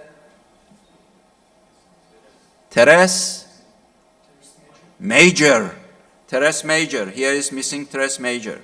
Suprascapular is innervating the supraspinatus, infraspinatus. You already know it from the muscles of the upper limb. Dorsalis scapulae, this is the nerve that is innervating the rhomboid muscle, the major and minor rhomboid muscle, and levator scapulae. This is the supraclavicular part, the nerves of the supraclavicular part of the brachial plexus that is innervating all these muscles that you are more familiar with. The infraclavicular part that I already said, that is radial ulnar, median axillary, and musculocutaneous and cutanal nerve, they are there. Yes? And this is just a short revision of all these muscles that I said. The suprascapularis muscle, if you want to find the nerve, if you find this nerve is following the inferior belly of omohyoid muscle and is guiding you to the scapular notch. If you remember scapular notch, it's covered or is bridged by the ligament, which is called the superior transverse scapular ligament, and the nerve is going through this foramen formed by this bridge and is innervating supraspinatus, infraspinatus. Thoracicus longus that I said that is causing in the serratus anterior is causing the scapula alata. It's very important. And also the dorsalis scapulae, which is innervating the rhomboid muscle, and the levator scapulae, those are the muscle, the minor and major rhomboid muscle. The thoracodorsal nerve is innervating the latissimus dorsi, is a huge muscle of the backside, if you remember, if you remove the trapezius, of course, and is innervated by the thoracoldorsalis nerve. Nervi pectoralis is innervating the pectoral muscle, the minor and the major, and the subscapular, that already I said is the innervating the subscapular muscle, and this missing tres major that it was missing in the previous slide. Yes, so this is the supraclavicular, and the infraclavicular, as I said, the fasciculus lateralis or lateral cord, musculocutaneous and lateral arm for the median nerve. Fasciculus medialis or medial cord, it gives the ulnar nerve, one medial arm for the median nerve, and two cutaneous nerve, which are the cutaneous nerve of the arm and forearm, nervi cutaneus brachii-medialis and antebrachii-medialis. Be careful, we have a nervus cutaneus antebrachii-lateralis, or forearm region. Anybody knows this branch of what? Nervus, you don't see it here. Nervus cutaneus antebrachii-lateralis. It means the nerve that is innervating the lateral side of the forearm. You know now that the medial side is directly coming from the medial cord of the brachial plexus, even the upper part, yes? But here is a branch of musculocutaneous. Musculocutaneous, it giving the end branch, which is the lateral cutaneous nerve of the forearm. And posterior fasciculus is the axillary and radialis, that already you know it. So here, that what I am trying to find, you in the dissection look for this fork shape, this two double shape. Whenever you see this fork shape, this one is median nerve. Yes? Median nerve is going together with the brachial artery, and here is taking from the fasciculus lateralis or lateral cord. And if I find the lateral cord and I confirm it that is lateral to the axillary artery, so it's giving the musculocutaneous. And musculocutaneous, you already know that is innervating the anterior compartment of the arm region. It means three muscle, biceps, coracobrachialis, and brachialis. And medial arm or medial arm is guiding you to the medial arm, and it's giving the ulnar nerve. If I go to the groove for the ulnar nerve behind the medial epicondyle. And then the two cutaneous nerve, medial cutaneous nerve of the arm and forearm. Posteriorly is the radial nerve that in the next slide you can see. So here is the territory of the musculocutaneous for the flexors, for these three muscles and the segments that you can see. This is the territory of the axillary nerve. Here is the posterior cord, which is giving the axillary nerve. Axillary nerve is turning to the which opening? Now you have a topography anatomy, so it might be a question. Yes? Thank you. Quadrangular foramen, it is turning around the surgical neck of the humerus together with, yes? Thank you. Posterior circumflex humeral vessels. So here they are passing. So fracture of the surgical neck, it can cause damage of the axillary nerve. And you know that the axillary nerve is innervating two muscle, deltoid muscle and tres minor. Tres minor is the rotator cuff that is innervating the, innervated by the axillary nerve. And radial nerve, we already know it, that the radial nerve is going through the groove for the radial nerve in the posterior aspect of the humerus, if you remember, together with profunda brachial vessels or deep brachial vessels together. So fracture in the mid shaft of the humerus, it can cause damage of radial, and bleeding it can cause through this deep brachial, and then is going in front of the capitulum of the humerus, and then at the level of the supinator is divided to the deep and superficial radial nerve. And you know, please revise the muscles that they are innervated by radial nerve. I don't repeat it here for you. You have it already. It might be some of them is missing here in this slide that I saw that some of this. But what is that you didn't know it? The muscle, you already know at least the innervation by the name, and now you know that the radial nerve, how it formed and is coming from where. But the area of the dermatome, the area that the radial nerve is innervating. Radial nerve is the superficial branch of the radial nerve is innervating in the palm of the hand only the small part of the lateral part of the thumb in this area, and in the dorsum of the hand is innervating the three finger, which is except the distal phalanx of these three finger. The distal phalanx of this three finger, the sensory, is, as you see here, is not in other literature, they draw this one. So is innervated by median nerve. And the rest of this two finger is by ulnar nerve that I will show you. So this is the territory of the radial nerve. The median nerve already said that it's passing through the, together with the brachial vessels in the middle. Then it goes to the, oh my God, it goes to the midline and over the coronoid process, and then it continue. The main important things is in the carpal tunnel.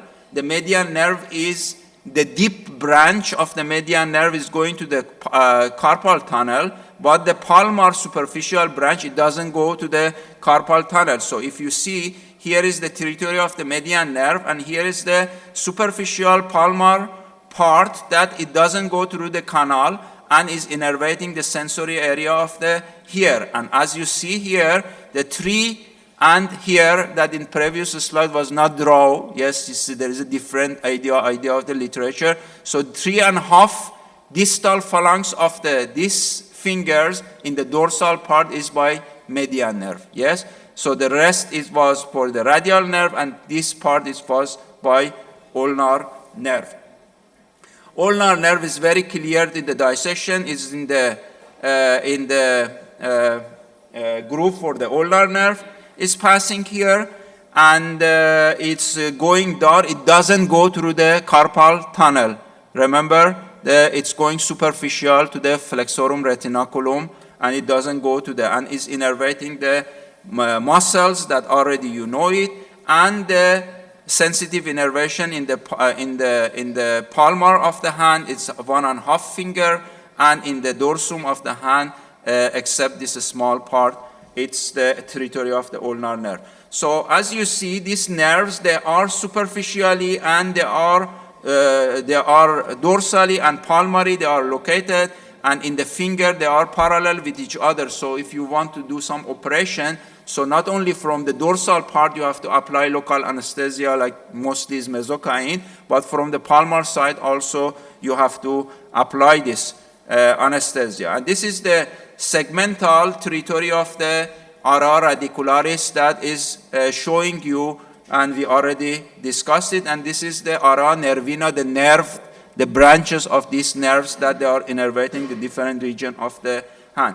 What is important again and again is the course of this artery, the groove of the ulnar nerve that is behind the medial epicondyle. Median nerve is going through the coronoid process of ulna, and the radial nerve, it's going over the in front of the capitulum humeri, and then and the supinator muscle is divided to the superficial and deep region.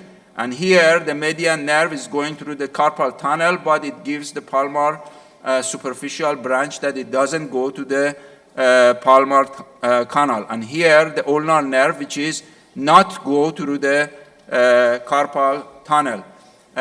Here the picture that you had it in the vein system, that basilic vein, it's going to the basilic hiatus together with the medial cutaneous nerve of the forearm, remember, and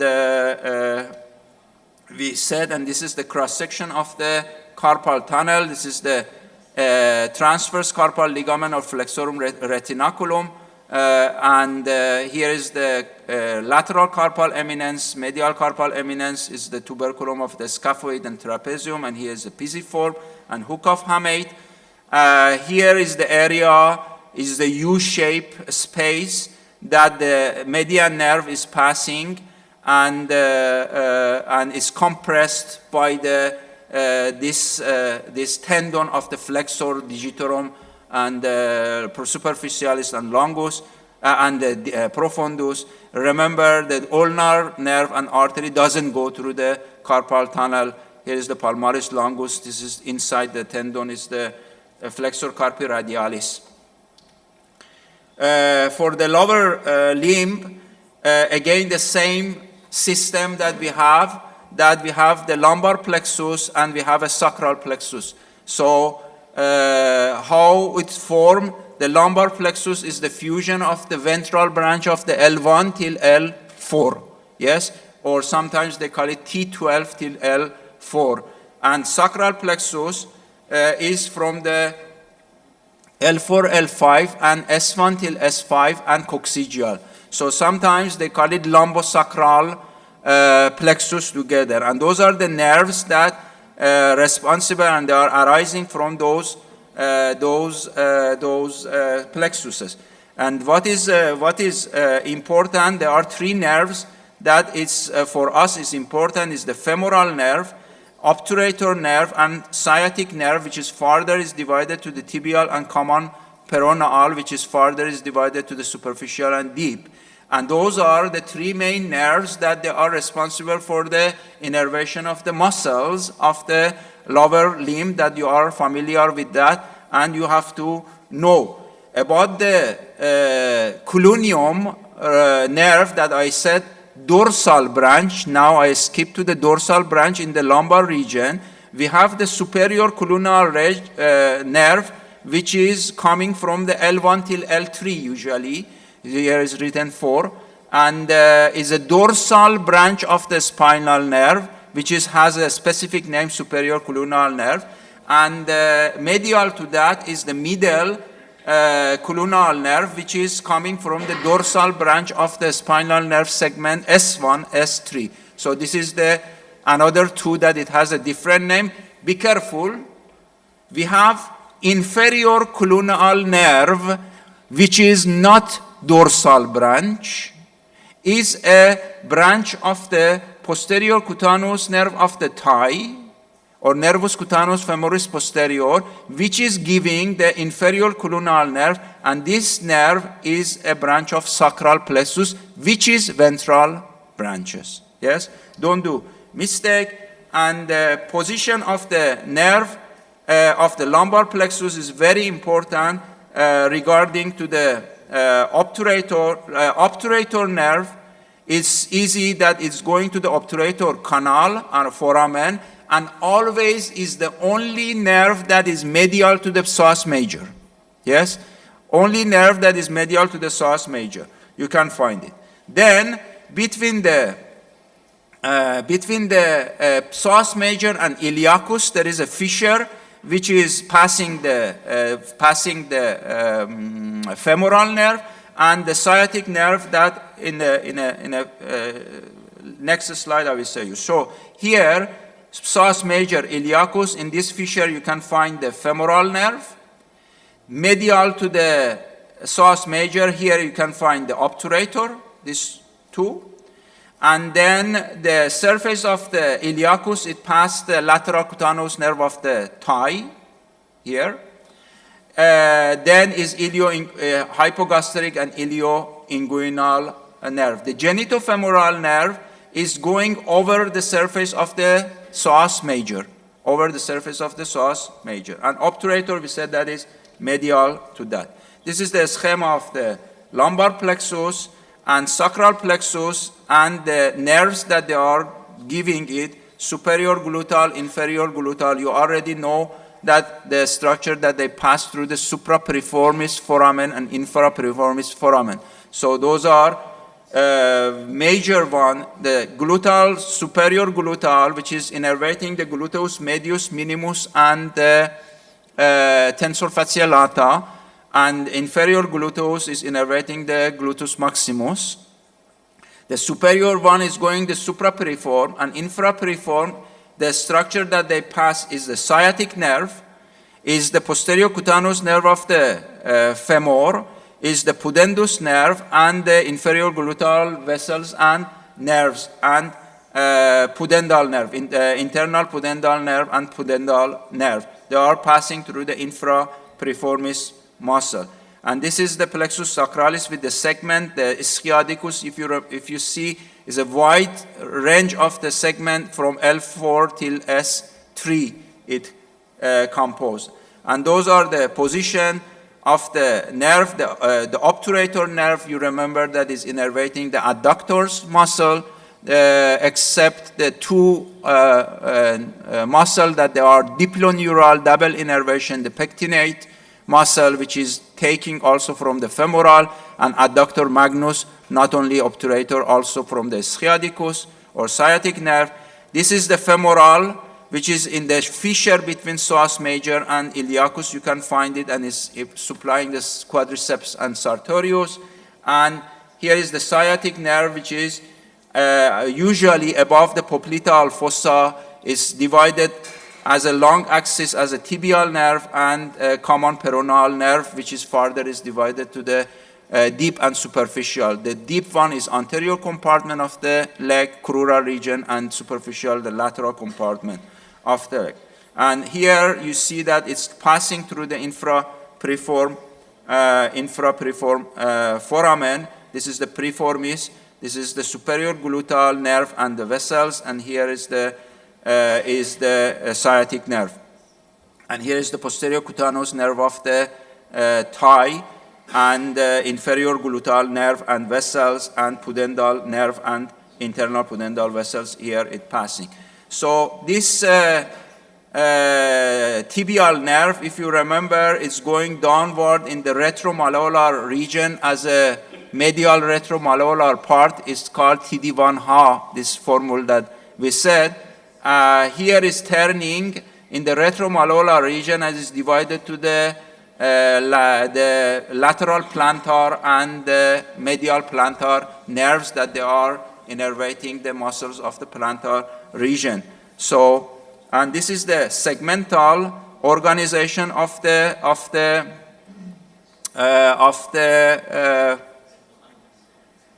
dermatomes, and segment ara radicularis. You see that the thumb or the toes is the L5, and the lateral aspect is S1. Here is the segments that you will see, and those are the ara nervina. Then there is a 3 minutes, and I have autonomic nervous system. I think that I will record for you the rest of the lecture, and I will send you the autonomic nervous system, sympathetic, parasympathetic, but because at least I need half an hour more for the continuation of this part. So I will send you the slide, and then I will record it, and additionally I will send you the video of this lecture. Thank you for your attention.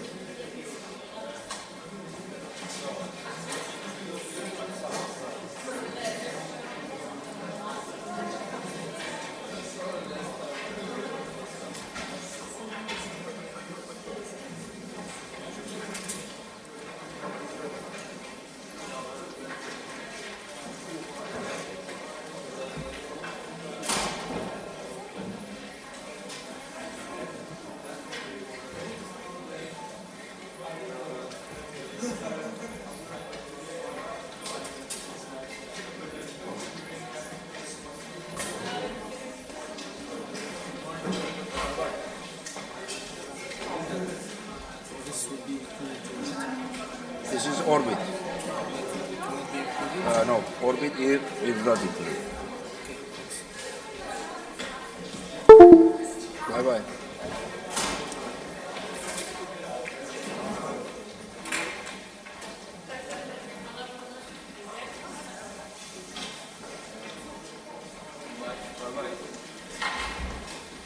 Bye bye. Yes, sorry, one very important information that I think is 99% is accept, so tell the other one that they left about the topography of exam. It will be during the practical time in the tablet that you have it, and your teacher will give you, we have four category of the questions. According to the syllabus that you have it in the practical. So there is a category of the limbs, upper limb, lower limb, category of the head, category of the neck and thorax, and category of the abdomen and pelvis, according to the syllabus that you have it, yes, to remember. And from each category, the computer will choose 3 questions, yes? So it means 3 times 4, it will be 12 marks, yes? Together with 3 pictures, it will be 15 marks, and the grades, it's the same as that you wrote it to the test. 15, 14, A, 13, 12, B, and 10, 11, C, less than 10 is failed. Yes? This is, I think, we arrange it, and I think it will be accepted, yes? If it will be some changes, we will let you know.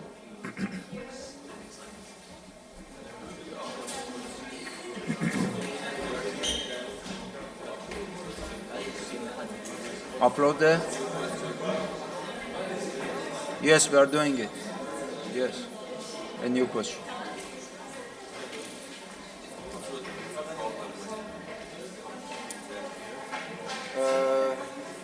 We have to arrange it. Yes. With the hospital. Call the surgery. Surgery. Dental surgery. Yeah?